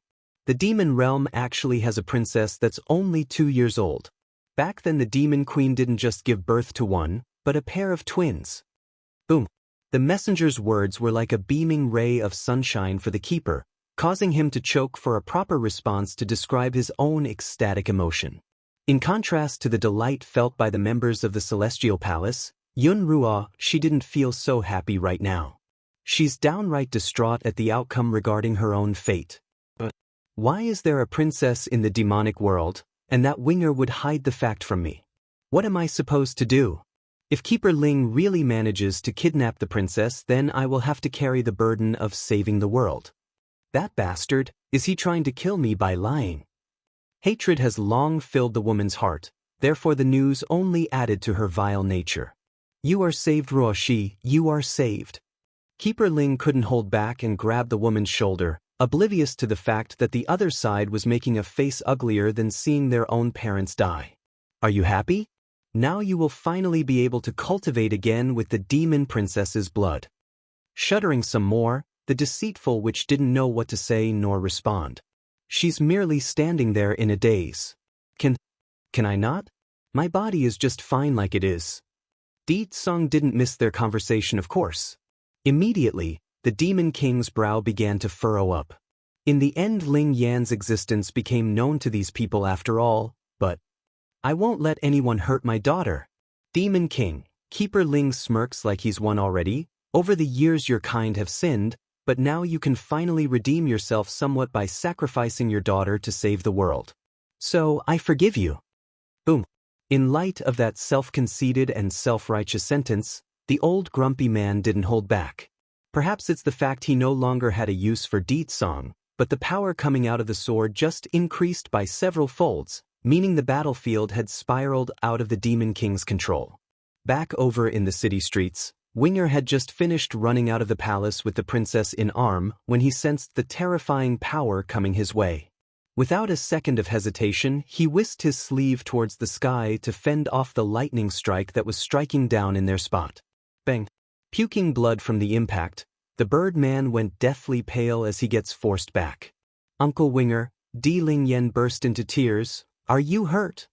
Dragoni's father, 6. Winger shook his head and warmly brought the girl in his arms closer for protection. Princess, I'm sorry, but I'm afraid it won't be easy for us to seek the king now. Di Ling Yan's eyes dimmed somewhat. She wanted to head to her father's side, but she also knows the act of dragging someone else into trouble was a wrong thing to do. Let me down, Uncle Winger. It's okay, you don't have to look down at me like that. I'm actually very tough and can take care of myself. The milky voice and strong determination sent the bird man trembling inside because he felt ashamed for being a coward. A full-grown adult couldn't even compare to a 2-year-old courage. What more does he need to say? Princess, I actually don't feel hurt at all from the lightning. It's no different from an itch. Here, I'll take you to the king. Even if that pain stung him deep into the bone, Winger won't allow the baby to go off on her own. It's his duty right now to protect her and his wish. Really? A puzzled expression came off of Di Ling Yan when looking up. I've seen mother take hits from a lightning. It hurts a lot. Don't worry, princess, that is not a thunderbolt, so it doesn't hurt. Would I lie to you? Look at my face. Does it look like someone that's hurt? Though palish in color, Winger's expression remains relaxed on the surface and even showed a slight smile to emphasize his point. Okay, Uncle Winger, I believe you. But first let me down, I can walk on my own. No, princess, we have to go to the king faster, so let me carry you. He tries to persuade her by speaking softly. Nodding over the suggestion since it's reasonable, Di Ling Yan didn't object. All right, we will go find father. I don't want anything to happen to him. Okay, let's go. With the nod given, Winger began to move with the girl firmly protected in his arms. He's making sure his entire body was acting as a shield when the lightning bolts come down again, otherwise it would surely hit the princess if he's not careful. Very soon, the bird man could see the tightly closed gate of the city after enduring several more strikes from above. He's spitting blood now from the corner of his mouth, but he's done and kept the charge in his arms safe. Uncle Winger, you tricked me, you're hurt. Let me down, I will go on my own to find father. Boom. Only a meter away from the exit, Winger finally collapsed under the last blow from the sky. Ah! Di Ling Yan cried out in fright. Uncle Winger, how are you? Don't die, please. I know I'm wrong. I shouldn't have asked you to help me find father. Don't die. Seeming to recall something crucial, the girl suddenly picked up a dagger from the ground nearby and cut open her finger, thus allowing the blood to flow into Winger's wound. Tearful Ling Yan 1. Slightly quivering along the eyes, Winger slowly regains his consciousness after falling down only to be welcomed by the image of a crying girl after looking up. "Princess, don't cry. I'm fine." Reaching up with his hand, the bird man attempts to wipe away some of those tears. Then that's when he noticed the cut across the girl's finger. What did you do?" Finally smiling after confirming the other side was fine, Di Lingyan immediately got all happy again knowing she succeeded. "Back when I was at the Sky Mountain, I accidentally cut myself when I tripped over a withered tree's root. My blood made the old tree grow again. So, I thought if I smeared some of my blood on your wound it might help heal you too, Uncle Winger." Like the baby girl says, her blood does have the magical property of healing anyone if applied, but only if the patient was still alive and breathing. A tight pain promptly gripped Winger's heart due to this news. He's fully aware of his own lowly status. If not for being saved by the demon realm, someone like him wouldn't even be worthy of being in the princess's presence, let alone demand the baby to offer up her blood. Such privilege and honor, he should never have received it nor deserve it after all he's done. And exactly then, another past memory suddenly surfaced within the birdman's brain like a stroke of light. It's the time he spent in that endless darkness and how the tender voice of a strange girl came into his life. Just like her mother, the princess is kind and beautiful. How could I have been so foolish and misled for all this time? That Yun Ruo, she could never do good with her vile nature. How could I have been so stupid? Princess, I'm sorry. I'm really sorry. Guilt, pain, regret, countless emotions blended into one indescribable emotion that continued to rip away at the man's soul. "Why are you apologizing, Uncle Winger?" Blinking her big baby eyes, Di Lingyan didn't understand why the other side would suddenly say that. Closing his eyes in pain, the man decides to come clean. "In the past, your mother gave me the only hope in life during my darkest moment. I promised to go find her if she couldn't come find me afterwards. However, by the time I did, she was already gone. Even worse, I misrecognized your mother's enemy as her and did some very terrible things during that period. I almost did it again and was supposed to kill you and your brother." He wanted to speak the truth and spill everything how his heinous past, and now that he said it, it both removed a heavy burden from his shoulder and frightened him. The former being the guilt, the latter of not being able to achieve forgiveness. "I won't blame you, Uncle Winger. Mother said it before, a good child is one that knows when he is wrong. So, Mother won't blame you either." Awash with purity due to that clean voice, Winger never felt so refreshed in his entire life.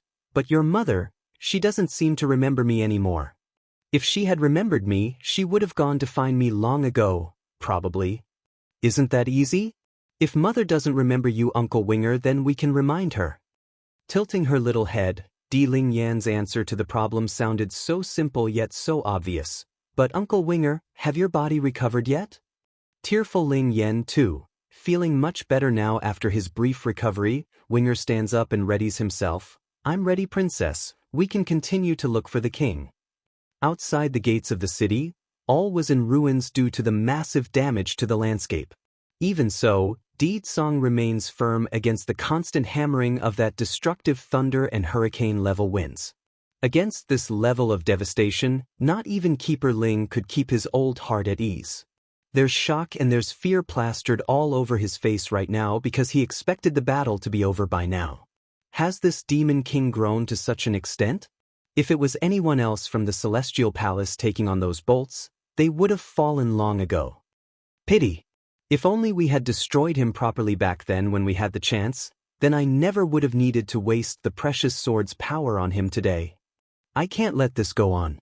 If this demon king continues to grow at the rate he's doing now, then it would just be a matter of time before he overturns the entire celestial realm. Gritting his teeth at the thought, Keeper Ling once again reaches out to grab at the ancient sword's handle. However, instead of wielding the blade like some would expect, the artifact seems to have a mind of its own and came alive by sucking the old fella's energy dry like it's a black hole. In contrast to the withering look of the user, the lightning above in the sky only grew in kind, giving off a sensation that it's tearing apart the world due to the new influx of fuel. This was a terrible turn of event for Di Tsong, of course. He's been drained already after being repeatedly bombarded by the destructive bolts of electric might, and now that body of his had started to show signs of depletion, meaning it's a matter of time before he falls if nothing was done. Naturally, the king of all demons couldn't allow that under any circumstances. There are his subjects behind himself that needs protecting, but more importantly, there's his children that's still hiding in the palace. No matter what happens, the man and father won't and couldn't allow himself to fall. Suddenly, the blurry image of Bai Yan's face seems to materialize within Di Tsong's view in this dire time. It's just that instead of the iconic red dress that she's always worn, the dazzling and gorgeous woman had on a pearly white garb, giving him a smile so wonderful that it's captivating, exactly like 1,000 years ago where his heart was swept away with one simple look. Demon King Di Tsong, 1,000 years ago you would never have allowed yourself to be placed in this predicament. Aren't you regretting it, regretting all your past deeds? If not for your brash act of barging into the celestial palace and saving that wretched woman, none of this would be happening today. Seeing the other side's about to give, Keeper Ling decides to put the final nail in the coffin by spewing out the snarky remarks. Make no mistake though, this arrogant and grumpy keeper may have the upper hand right now, but even he knows that without this ancient artifact in his possession, he would never be able to overcome the other side.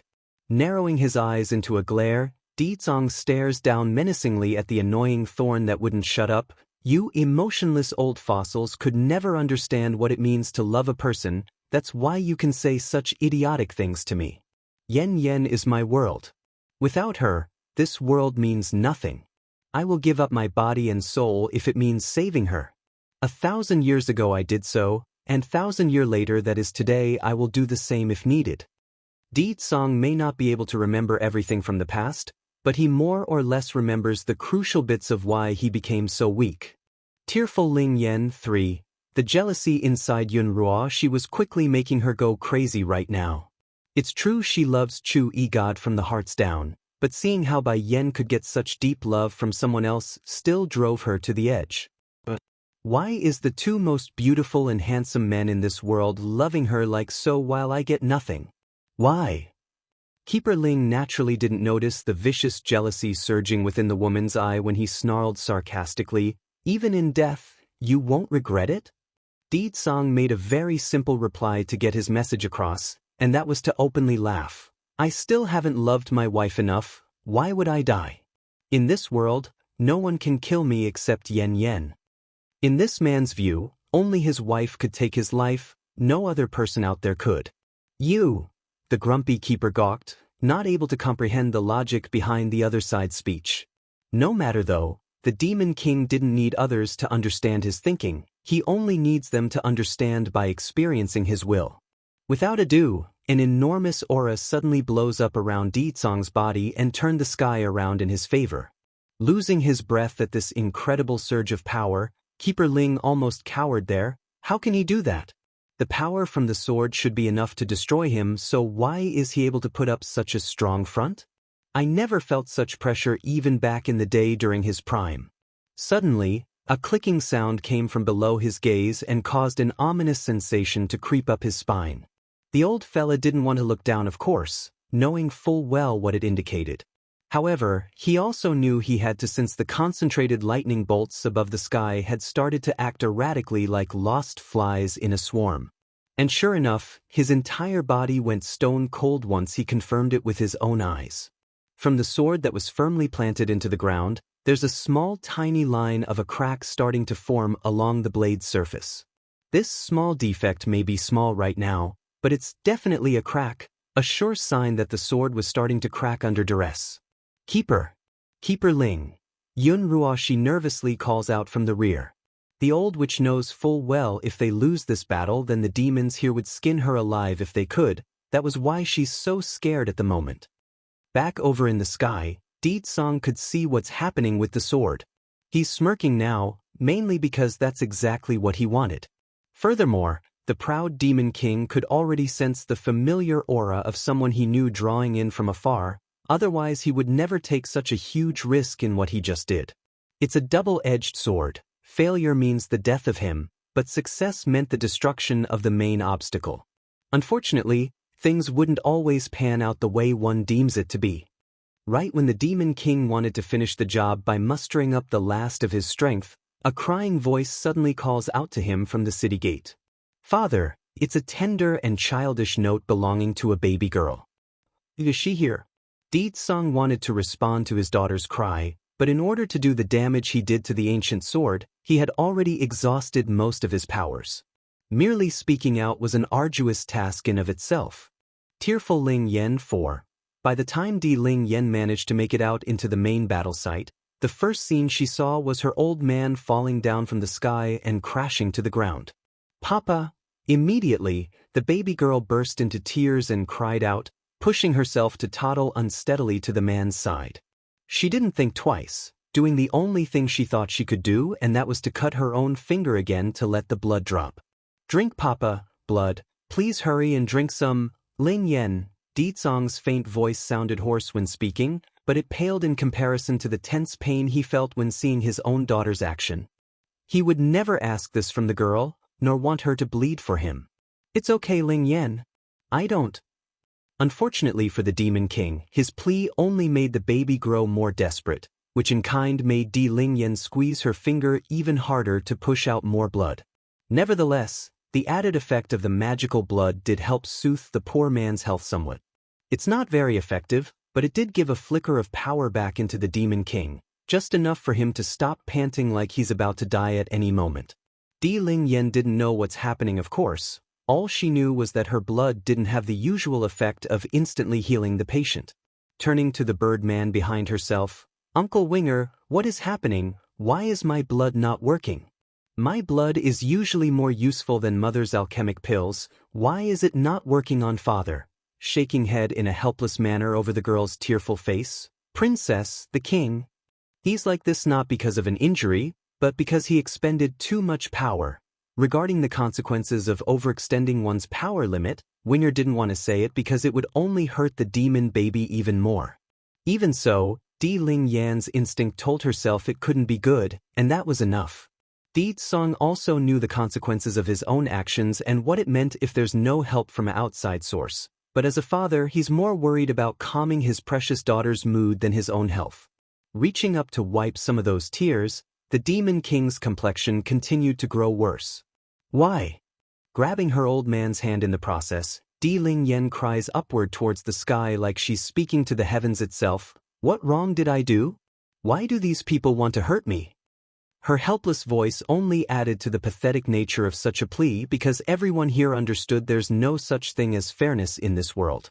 In a timely yet unwelcomed moment, Keeper Ling Yan's pompous and arrogant voice cuts in. "Ha, Demon King Song exhausted himself in order to ruin my sword, and now his daughter came running out on her own volition. Fate really is on my side."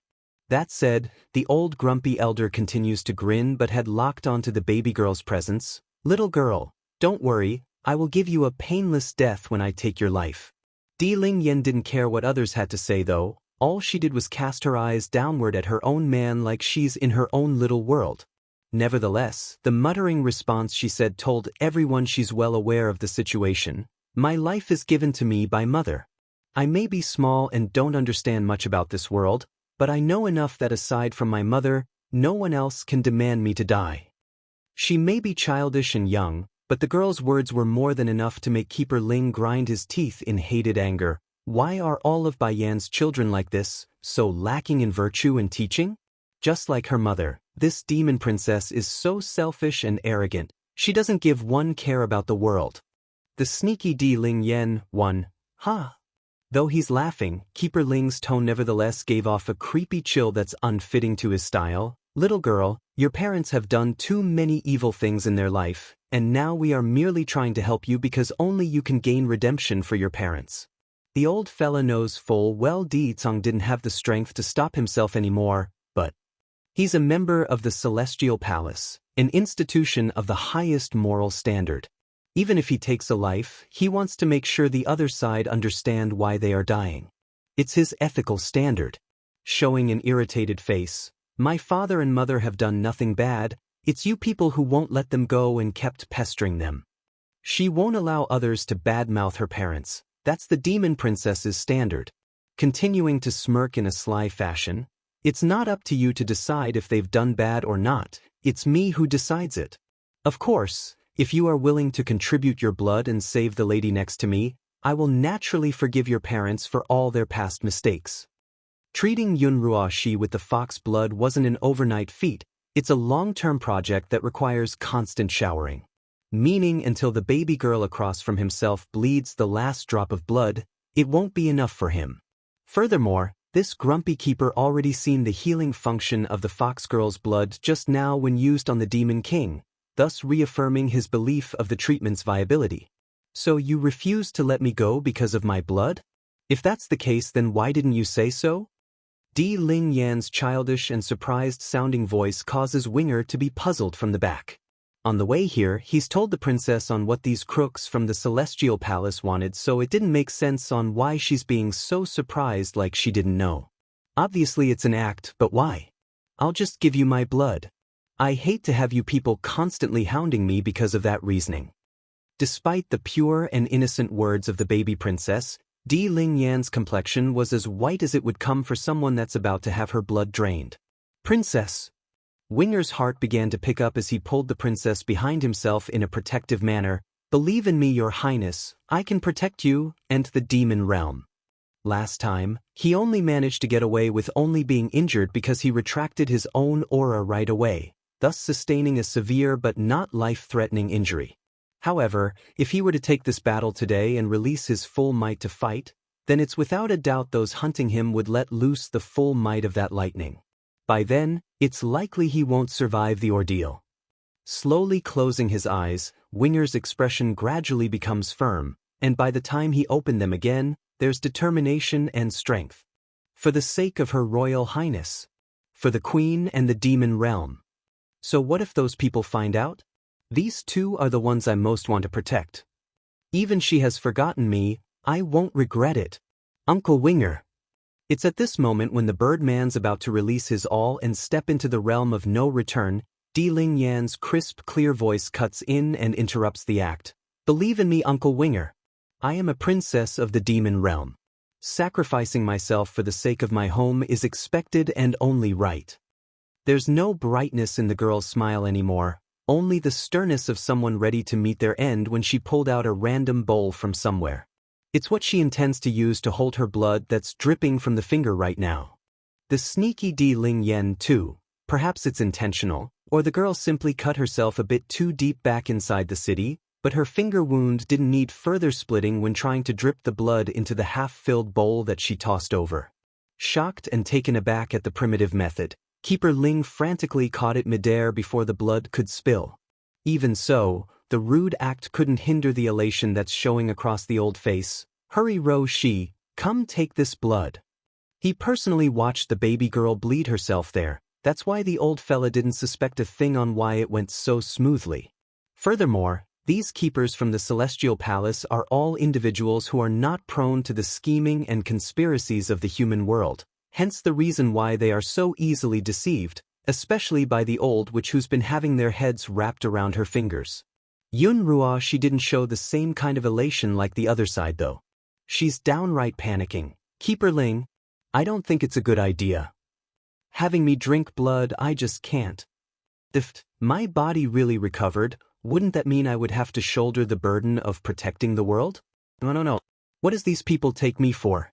Why should I sacrifice myself for someone else? You are the only hope of the Celestial Palace, Ruo Shi," the elder sighs with a frown showing across his old face, "and only by having you recover will we never fall. Now we are only asking you to drink this blood, why are you refusing?" The old witch's face only grew paler as she's being forced into a corner. There's simply no excuse she could use to refuse without her lies unraveling. Accepting her fate, Yunruo Shi decisively takes over the bowl and chugged the reddish liquid. However, instead of showing a look of healthiness and strength afterwards, the woman completely dropped the bowl onto the ground and shattered it. She's bleakly white while trembling, which only got worse as she puked blood like someone being injected with a vicious poison. Ruo Shi. Screaming out in agony over this picture, Keeper Ling rushes over to catch the following woman. Turning to confront the baby girl, You wench, how dare you scheme against Ruoxi? Making an obvious skittish face at the huge holler, Di Lingyan appears scared on the surface. I don't know what's going on, but I do know that if a bad person does bad things, they will be poisoned if they take my blood. So, she must be a vicious and bad person as well. Humph. That's what you get for hurting my parents and wanting my blood. Now let's see what you will do. Keeper Ling's body started to shake all over due to how livid he was inside. He's green in the face and wanted to strangle the young baby. Knowing full well she's infuriated the enemy, Di Lingyan starts to move on to her next phase of the plan. Uncle Winger, when a person dies, will their blood solidify? Yes. Winger's mouth twitched because he now understood why the princess did what she did. She poisoned Ruoxi by poisoning herself first. The sneaky Di Lingyan, 3. Oh yes, they want my blood and they want to kill me while doing so, didn't they? Oh well, it looks like they will never be able to use my blood then. Di Lingyan speaks like she's just come to the realization. You. Keeper Ling's face went a shade of green as he pointed that finger in an accusatory manner. Yes, they are going to kill the girl eventually, but not right now. See? Giggling in her voice, I said it already, you are not qualified to kill me. Her smile no longer carried any of the childish delight she had before, only a chill that's distant and cold. Winger may have known the princess for a short period only, but the Birdman never expected to see such a strong side from the baby girl. It's completely out of character and beyond her age. Sinking into a dark glare, Keeper Ling now understood what the baby was trying to do. Humph. You think we can't take you back with us first and then slowly deal with you? As long as she arrives at the Celestial Palace, then her fate would be sealed. That's a fact and a simple task to achieve right now. Unfazed and still smiling with that frosty look, you can. However, if you force me, then I won't ever give you the cure to the granny's poison over there. Yun Ruoxi's brain literally exploded right in that moment. Not because of the poison though, nay, but because she's been called an old granny. A lethal sore spot for any woman of age. This wench, she actually dared to call me a granny? I knew it, she's just as annoying as that Bai Xiachen. As expected of Bai Yan's children, they're all ill-mannered brats. She wanted to say something to rebuttal that claim, but the clenching pain from the abdomen sent her crouching down like a squirming worm. You admit you added poison? Keeper Ling also explodes upon seeing the pained look of the old witch. I'm too negligent, thinking a child will not have too many vile thoughts, but this is Bai Yan's child. I should have known, I should have known. Di Lingyan didn't pay too much attention to the elder's interrogating voice though. Instead she continues to speak with the Birdman, a huge disrespect for any keeper. Uncle Winger, can you take my father back to rest? His injury is very serious. Dropping her head, the baby girl appears to be frustrated due to her own powerless self. Naturally Winger would be frowning over the request. If he leaves, then what about the princess herself?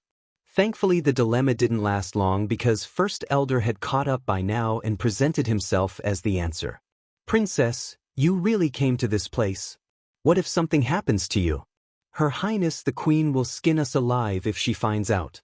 Quivering in his lips, First Elder said the first thing that came to his mind before noticing Di Tsong lying there in a pit. This? The king. Tearing up in the face now, Di Lingyan promptly answered, First Elder, my father is hurt, can you take him back to rest? I'll be all right. First Elder didn't move though. Instead he signals the old goat who also came with him to lift their liege out of the hole before turning to the one responsible. Keeper Ling, you people from the Celestial Palace all claim to be morally benevolent, yet you're hurting a child? Don't you think it goes against what you claim to stand for?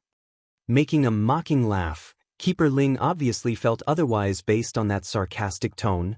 Child? If she is a child, then how could she plot a murder? You think a child can do such a vicious and cruel thing? How can you say that about me? You want to eat me and I'm supposed to be grateful?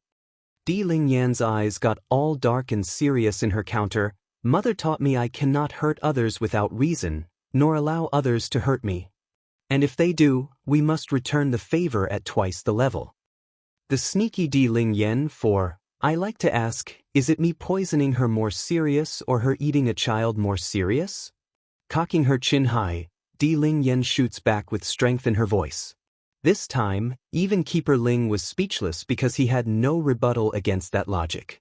Although he mouthed off about the good of this world and such, but the demon princess was still just a child. That's a fact and he couldn't deny it. Even so, she can't poison Ruoxi. The old grumpy keeper continues to preach his side's logic like a stubborn old fool. The fault lies with the celestial palace. Ruoxi did no wrong. We were the ones who forced into it, isn't that right? Princess, did you use poison like he claims? First Elder asks with a hint of confusion in his voice due to not making head or tails of the whole story. This time, Di Lingyan didn't deny the case and confirmed it with a nod. Yes, I secretly took a poison while they weren't paying attention. Then she drank my blood, so it's natural that she got poisoned too. The elder's face promptly turned a ghostly white. What poison did you eat? How could you take such a risk, Your Highness? What if something happens? How are we supposed to tell your mother, the queen? Don't worry, First Elder, I have an antidote. Without hesitation or delay, the baby girl quickly took out a bottle containing said pill and tossed it into her mouth. Keeper Ling wanted to rob the item as his first instinct, of course, but it's too late by the time he wanted to move. Showing an irate expression as he spoke, "Do you have more? Hurry and hand it over if you do." In the Celestial Palace, the strongest alchemist would be Healer Yu. However, the guy hates Ruoxi to death right now. There's no way he would offer a cure even if they asked. "No, I don't anymore," said the baby with a slight giggle. "Mother only gave me one and I've eaten it. By the way, this antidote will only work after a month's wait. During this period, my blood will always carry the poison so you people can forget about touching me."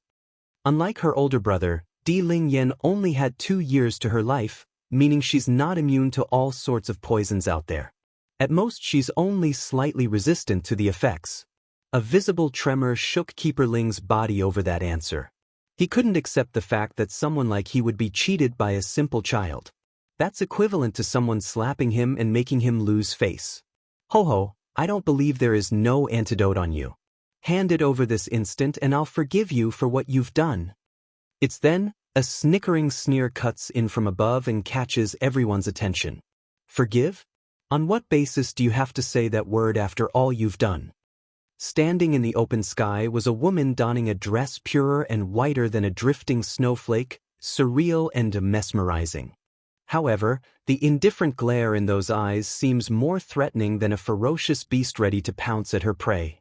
Di Lingyan was the first to react to the new entry, especially when she recognized that incredibly similar face to her own mother's. "Grandmother, you are back." Bai Ning initially fell into a pause over the way she was addressed, but those eyes soon turned to eagerness as she stared downwards at that cute cuddly face that's also staring upwards. The sneaky Di Lingyan 5. For a while, Bai Ning forgot where she was and kept staring down at the joyous image of the child. "This girl, 2 years old? And call me grandmother? So, she's Yenner's daughter? Are you Yenner's child?" Calming the ferocious glint in her eye, the woman's gaze now carried calm like the shining sun when warming the planet. "Grandmother, my name is Di Lingyan, it's Big Brother who named me. Did you know Mother kept talking about you while you weren't around?" The little peachy girl's voice was very good to the ear, assuring others her beauty would surely rival her own mother's one day. Against such a lovely child, there's no way Bai Ning's heart wouldn't be turned. Bai Yen should be just as cute and cuddly as this child if she was still a baby. It's because of me that she had to suffer so much during those years. Thank goodness she had a good brother to care for her during that period, otherwise I won't know what else to do. Ling Yen is so good. Descending from the sky after saying that, Bai Ning firmly pulls the child into her arms and gave the baby a big huge hug. Then that's when she noticed the blood dripping down the girl's hand. "What's this? Who hurt you, my dear?" The anger surging within the woman's body couldn't be hidden at the sight of blood. There's a thin layer of red oozing out of the lady's figure, which only grew in kind once she caught a glimpse of the guilty individuals in the back. These people from the Celestial Palace want to use her blood to heal that Yun Ruoxi. Winger's tone and attitude was very distant and cold, totally different from the way he spoke about the old witch prior to the big exposure. "Celestial Palace, it's the Celestial Palace again." Bai Ning grinds her teeth when speaking. You people have done nothing but evil. Sooner or later, the world will not tolerate your crimes. Keeper Ling also flew into a rage at the accusatory looks. Bai Ning, I was just looking for you, to think you would come show yourself of your own accord. You are right on one thing though in what you said. The heavens will one day judge the demons because this world doesn't have a place for such vile creatures. They've done nothing but evil. As if you got the right to speak ill of others. Bai Ning doesn't back down and fights back with her own sharp words. You think the amount of people the Celestial Palace have hurt is little? There are hordes of innocent individuals out there who would love to see your head roll. Today I, Bai Ning, will get justice for those poor helpless individuals who couldn't save themselves from your evil hands. Haha. Unfazed over the threat, the old elder only found the idea hilarious. Bai Ning, you seem to forget something. Who is the one that hid themselves from us for all these years? And who is the one that attacked the Celestial Palace while us keepers were not present? So, explain to me, what can you do now that I'm here? Bai Ning grinned. Then you seem to forget something as well. There's an old saying of things are not what it used to be. It's been so many years already, she's no longer the same Bai Ning who kept living in hiding like in the past. For the sake of her own daughter, for the sake of her own grandchildren. She even kept herself from returning to her own husband. It's all for the sake of making more breakthroughs in order to challenge the order of this world.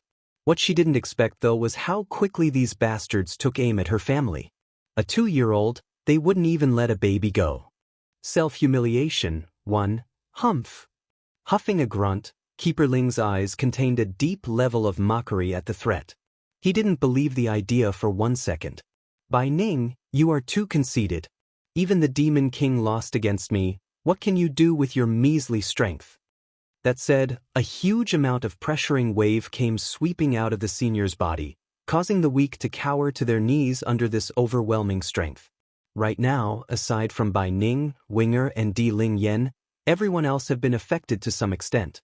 This includes First Elder who also had a change in color due to the pressure because he's obviously not of the caliber. Bai Ning naturally knows why the other side could act so arrogant. Darkening in her gaze, she remains cautious but still smirked anyway. Keeper Ling, in my life, there aren't many whom I care for. My daughter is among one of them whom I do. In the past, I only confronted the Celestial Palace because I couldn't turn a blind eye to the cruel and evil deeds you bunch did, but this time, if my daughter wants to overturn the Celestial Palace, then I will accompany her. Boom. A storm suddenly explodes out of the woman's body as well, causing the very earth under her feet to tremble under that might and countered the pressure from the other side. In comparison to the grumpy keeper's strength, it's no weaker nor stronger. That's Bai Ning's reliance. Not by turning to others for help, but by using her own strength to fend off the enemy. Keeper Ling's face completely changed at this change of event. No one knows better than this old guy here about how hard it was to break through to a demi-divine lord. Unlike the previous levels, once one reaches the high divine stage, it's no longer about stuffing the cultivator with power anymore. That won't work. The key to having another breakthrough at their level would be enlightenment plus power. If either aspect was lacking, the feat would be null when attempted. For Keeper Ling, his own achievement was 100 years after he reached a bottleneck at the high divine. If not for a fated encounter he experienced at some point in his life, he would be like all the rest and be stuck. And now Bai Ning got to the same level as him in a measly 2 years while he spent 100 years? That's absolutely shocking. The demon realm already has a deed song. I can't allow them to have another Bai Ning to add to their roster. Today, this woman must die. Not going to waste any more words, he knew what must be done and punched the air to release a preemptive attack. The recoiling force from the blast roared out, breaking the space and shooting over like an invisible rocket. Bai Ning had no trouble seeing through this since she's been on alert the entire time.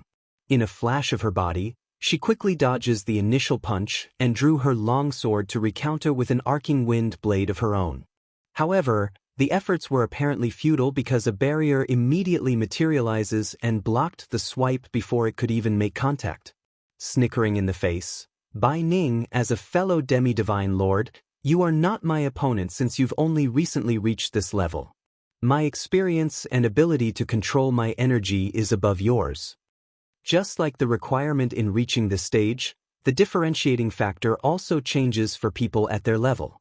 It's no longer about having more brute strength, it's about being able to wield said power that's residing inside their core. In this case, Keeper Ling has had many more years over by Ning in grasping all of his abilities and what he could use or not use. That means he's more efficient and more precise in his attacks, leaving the old keeper able to last longer and eventually come out on top of the woman as the fight drags out. This was also the reason why he's considered the strongest keeper of this current era. He's able to control the output of his powers much better than everyone else. Of course, if all of the keepers from the Celestial Palace joined hands to fight Ling, then he wouldn't stand a chance. But what's the odd of that happening? Slim, if next to impossible.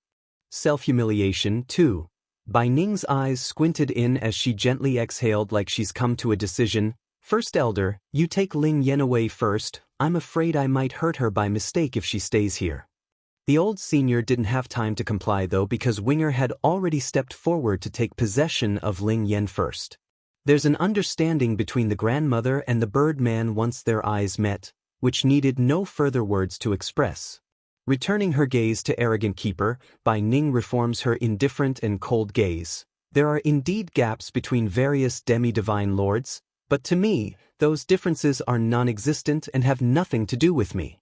Also, I said it already, I am no longer the same person as I was before. I won't be running from anyone. The momentum around the woman promptly grew more violent.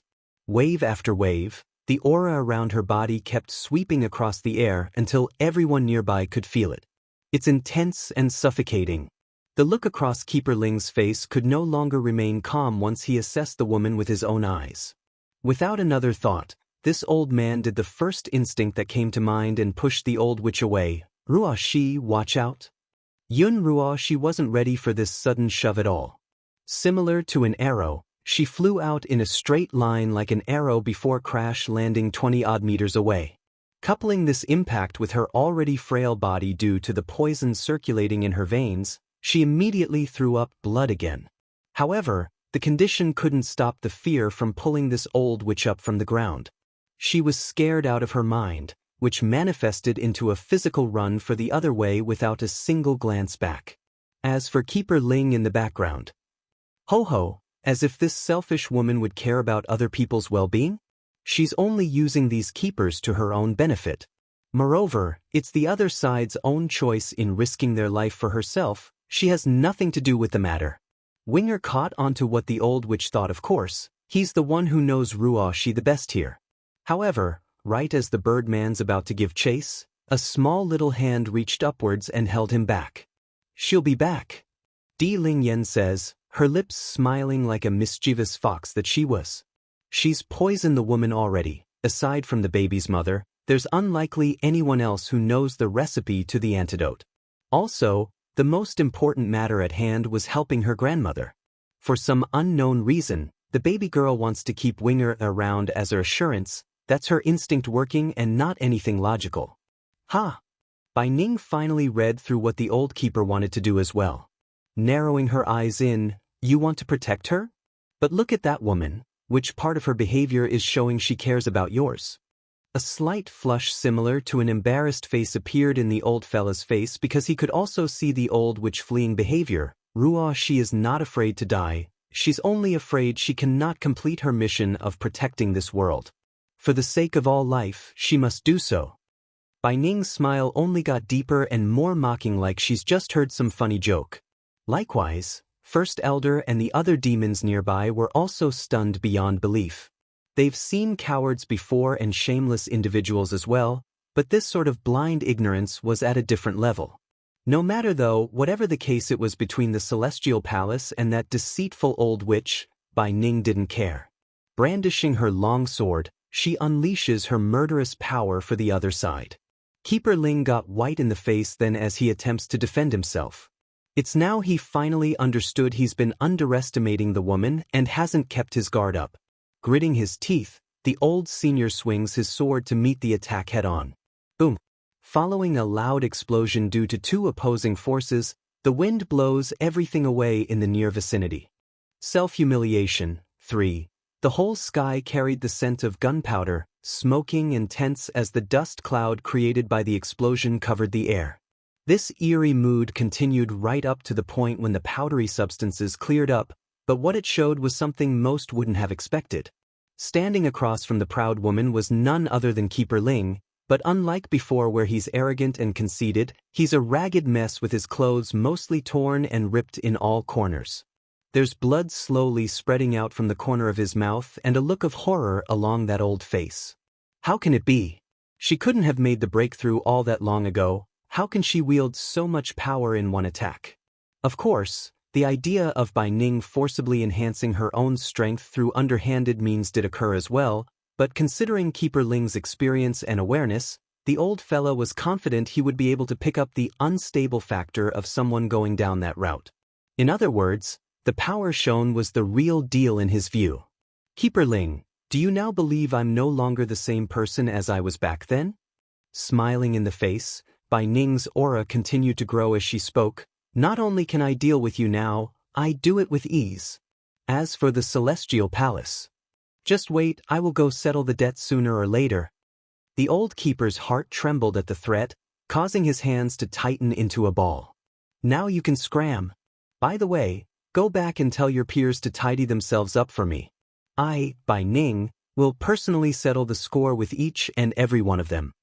The woman's voice may be mild and indifferent, but it's strong and powerful to the ear like a drum roll to the other side. That's all Keeper Ling needed to hear though. He didn't argue, nor did he leave a sinister remark before leaving, he merely turned and left in silence. The old man's ashamed of himself for fearing for his own life despite all the moral values he kept spouting.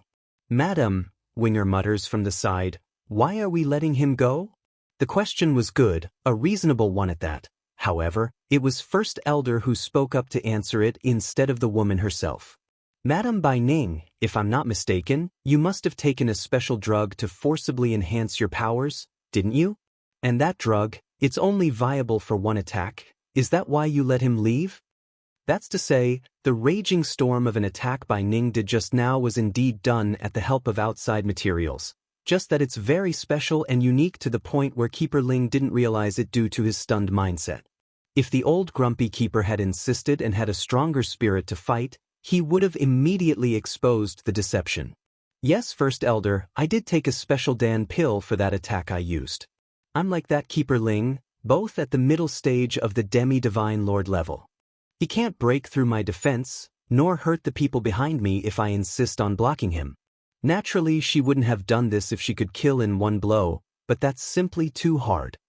Also, I took into consideration of the current fighting force we have.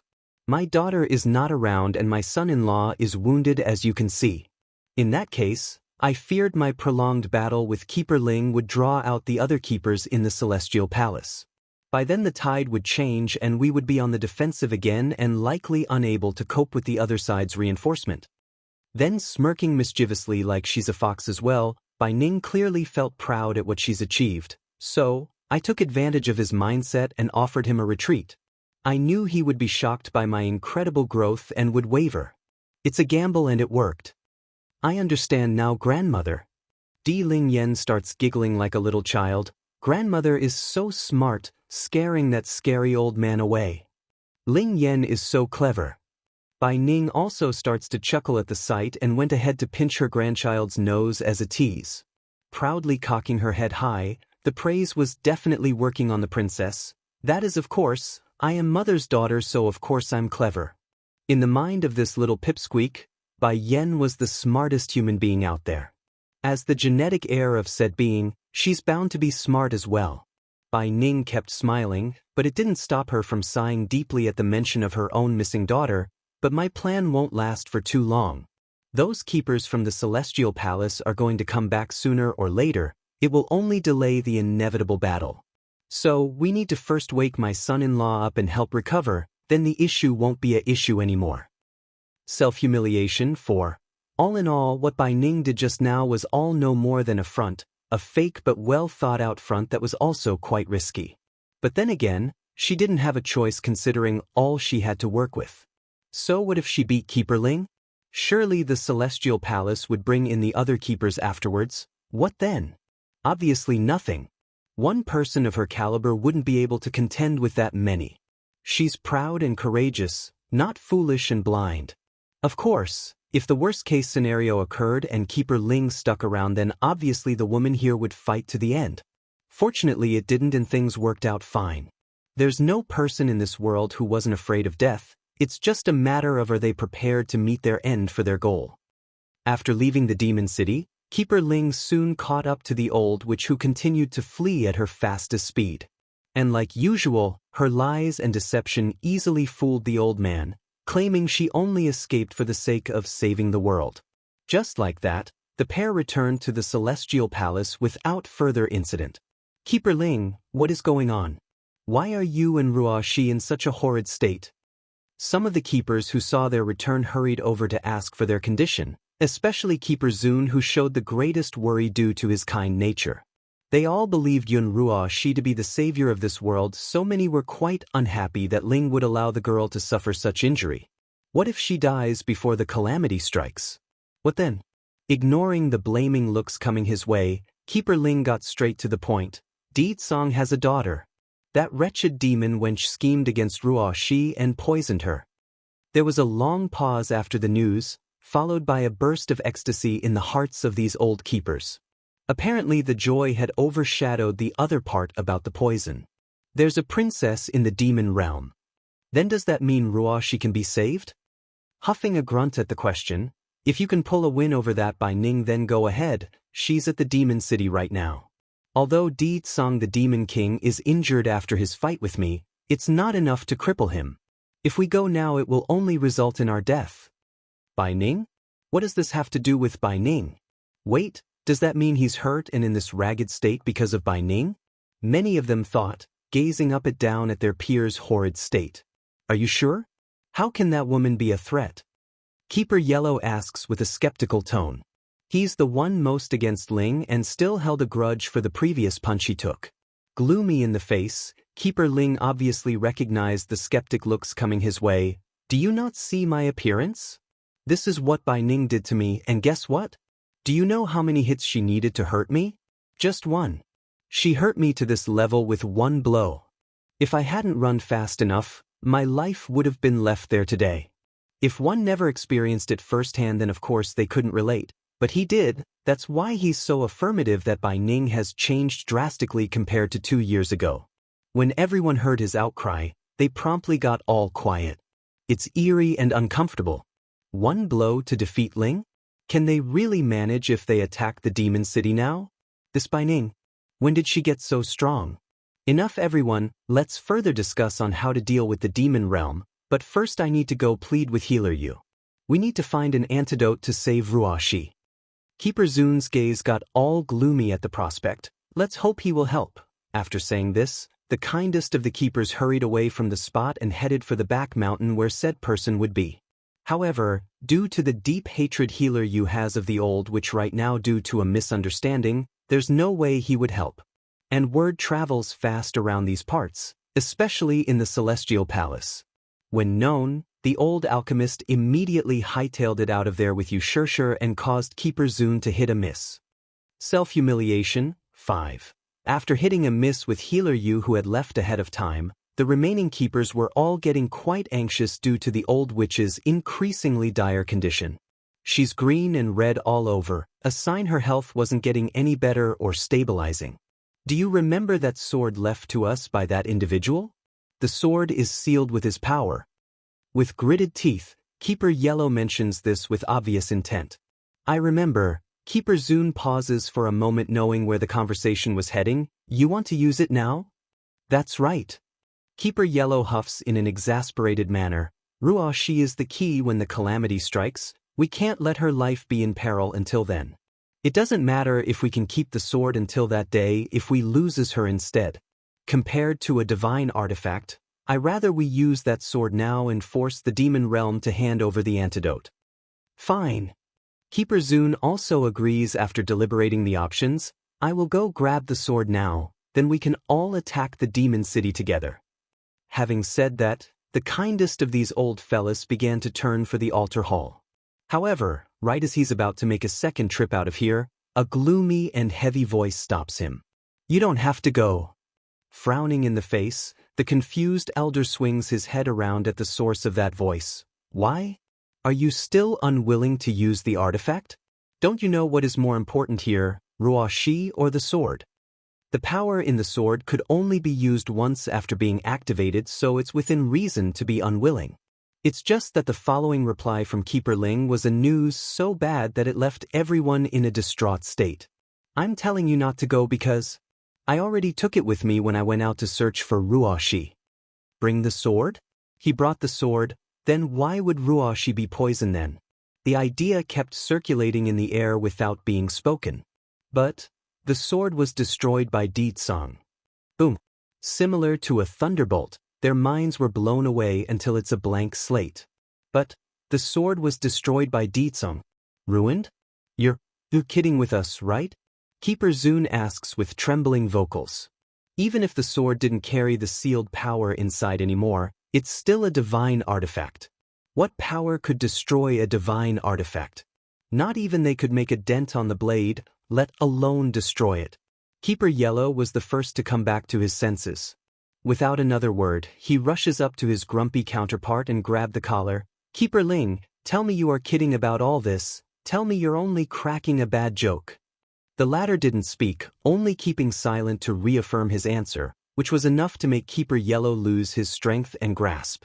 They all understood now, this was no joke. Why did you take the sword out without discussing the matter with us first? Do you know what you've done? Despite being the kindest and most tempered of them all, Keeper Zun also felt angered and frustrated at the other seniors' rash action thus far. How are we supposed to save Ruoxi now? The sword could have helped us in procuring an antidote, but now without it, what else can force the demon realm into submission? The kind keeper continues to berate the other side with red showing in his old eyes. Guilty as seen, Keeper Ling didn't talk back this time and simply took it. Bang. Unable to take it anymore due to the lack of reaction, Keeper Yellow loses it first and throws a punch directly into the other man's chest. He didn't hold anything back, causing Ling to start throwing up blood due to the former injury. Enough. Yes, I did make a mistake in taking the sword without first informing you all, but what does it matter now? Rather than continue to dig at me, how about we all think of a way to get a cure first? As frustrated and angry as Keeper Yellow was at the bastard, he also had to agree to the fact that fighting wasn't the solution. This includes the remaining keepers who also nodded in agreement. Bai Yan's return, 1. Ling, we are truly chilled to the bones this time after what you've done without our consent. Keeper Zun expresses his displeasure by making his tone cold and distant. However, regardless of the friction happening inside the Celestial Palace, we will put everything aside for the sake of Ruoxi. The urgent matter is, like you said, to save her. Everything else can come afterwards. It took several days for Keeper Ling to bring Yun Ruoxi back, meaning the poison has already been at work for a while. Based on the dreaded appearance of the old witch's body right now, they fear she really might not make it if nothing was done soon. It looks like we only have one option left. Keeper Zun continues after a long silence. Just like Ling said, Demon King Ditsang is injured after destroying the divine artifact, meaning the fighting force of the demon city is at its weakest right now. Go issue a celestial edict in my name. We will gather all the forces we can for a final assault. In the celestial realm, most of the demi-divine lords are gathered in this celestial palace, but there are also some who refuse the invitation to join this organization and would rather live a reclusive life. They may not like this idea, but they couldn't do anything either about the will of others. Will this really work? Keeper Yellow asks after a brief pause. I'm only having them distract Bai Ning's attention. I'm not asking those outsiders to die for us. When the woman is busy fighting, me and Keeper Ling will sneak behind the main battle line and catch the demon princess. Pausing in his speech, Keeper Zun gives each of his peer a meaningful look to emphasize what it means to fail in this mission. By then I refuse to believe we can't force the girl to hand over an antidote. If they fail, then it would spell the end of this world. That's an outcome they couldn't afford. Looks like it's the only way. Keeper Yellow sighs at the idea. Ruoxi can't die, otherwise the last hope they have would die with her. Those old fools out there knows this as well. I doubt they will be stupid enough to refuse our summoning with the celestial edict. Besides, what can Bai Ning do by herself? Even if we can't kill her, keeping her at bay is easily within our ability, let alone adding in help from the outside. Coughing hard while lying in bed, the old witch weakly forces a smile with her palish face. Keepers, please take me with you, I want to go as well. Her voice was extremely faint, smaller than that of a fly, which only made her look all the more pitiful and weak. Rushi, your health is not good, why are you asking to come? Keeper Zun asks with warmth in his voice, a total difference to his earlier cold attitude. I can handle it. All of you are working so hard for me, how can I hide here like a coward? Keeper Zun, I know you're afraid my health will fail, but believe in your strength. I know all of you can protect me. The demon realm's about to be overturned, and Bai Yan's children are going to be slaughtered. As if I will stay here and not watch that important moment in person?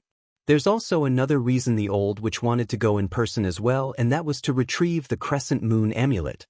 She needs to make sure it returns to her possession because it's the only item able to prove to these keepers that she's the supposed savior. Without it, would they continue to believe her lies? Maybe and maybe not. Regardless of the future, she's not going to give them even that sliver of a chance to doubt her. If Ruoshi wants to go, then let her come along. I'm curious though, why did those bastards from the demon realm steal her amulet? We all know it's special and can't be used by just anyone. It's then Keeper Zun brought up this important bit of fact, which left everyone frowning in the room due to the dilemma.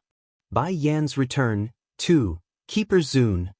The old witch makes a bittersweet smile. This is my fault, the blame is on me. I accidentally exposed the secret of my amulet to those demons thinking they wouldn't try to steal it off me. They believe they can also be the ones to save both realms instead of me. Wheezing in her breath due to the difficulty of speaking, the woman looked incredibly pale now, like she's in pain. I'm sorry, it's all my fault. I got complacent because I was able to resonate with my amulet and learn of its name being All Heaven. But I exposed All Heaven to those demons.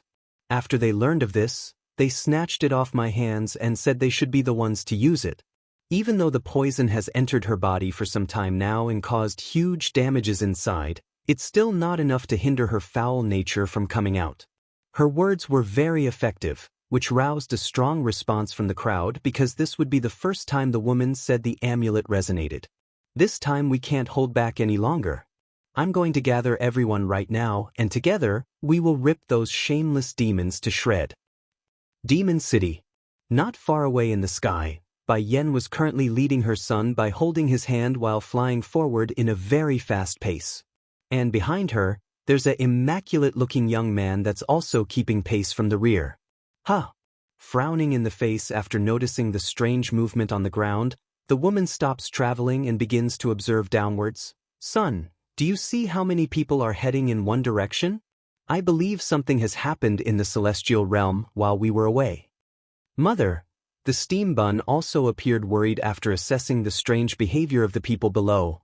I also feel the same way. Those people below, I think they are all heading towards the demon city.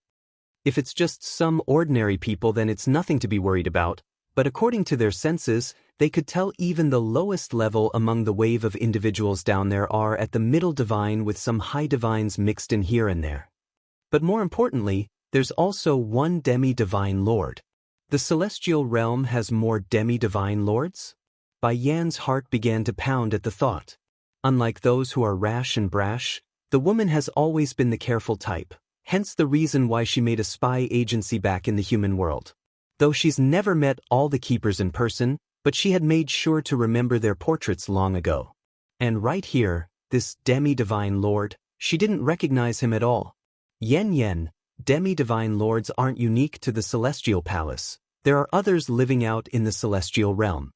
It's then Mo Li Shang, the young man, speaks up after understanding why the woman was acting so perplexed. These individuals are not part of any power and are usually on their own. Therefore, it's widely recognized that the keepers are the strongest force.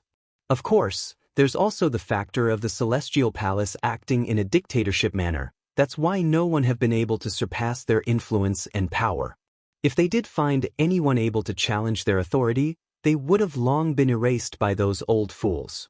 Now Bai Yan's heart only got more worried. Let's go, we need to get back to the demon city right away. I have a bad feeling about all this.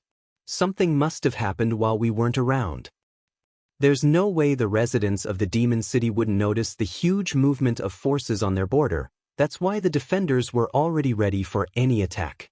It's just that the expected time frame for this maneuver came faster than planned. I knew the Celestial Palace would begin their attack on us, but not this quickly. Only 5 days, by Ning's size at the unfortunate event.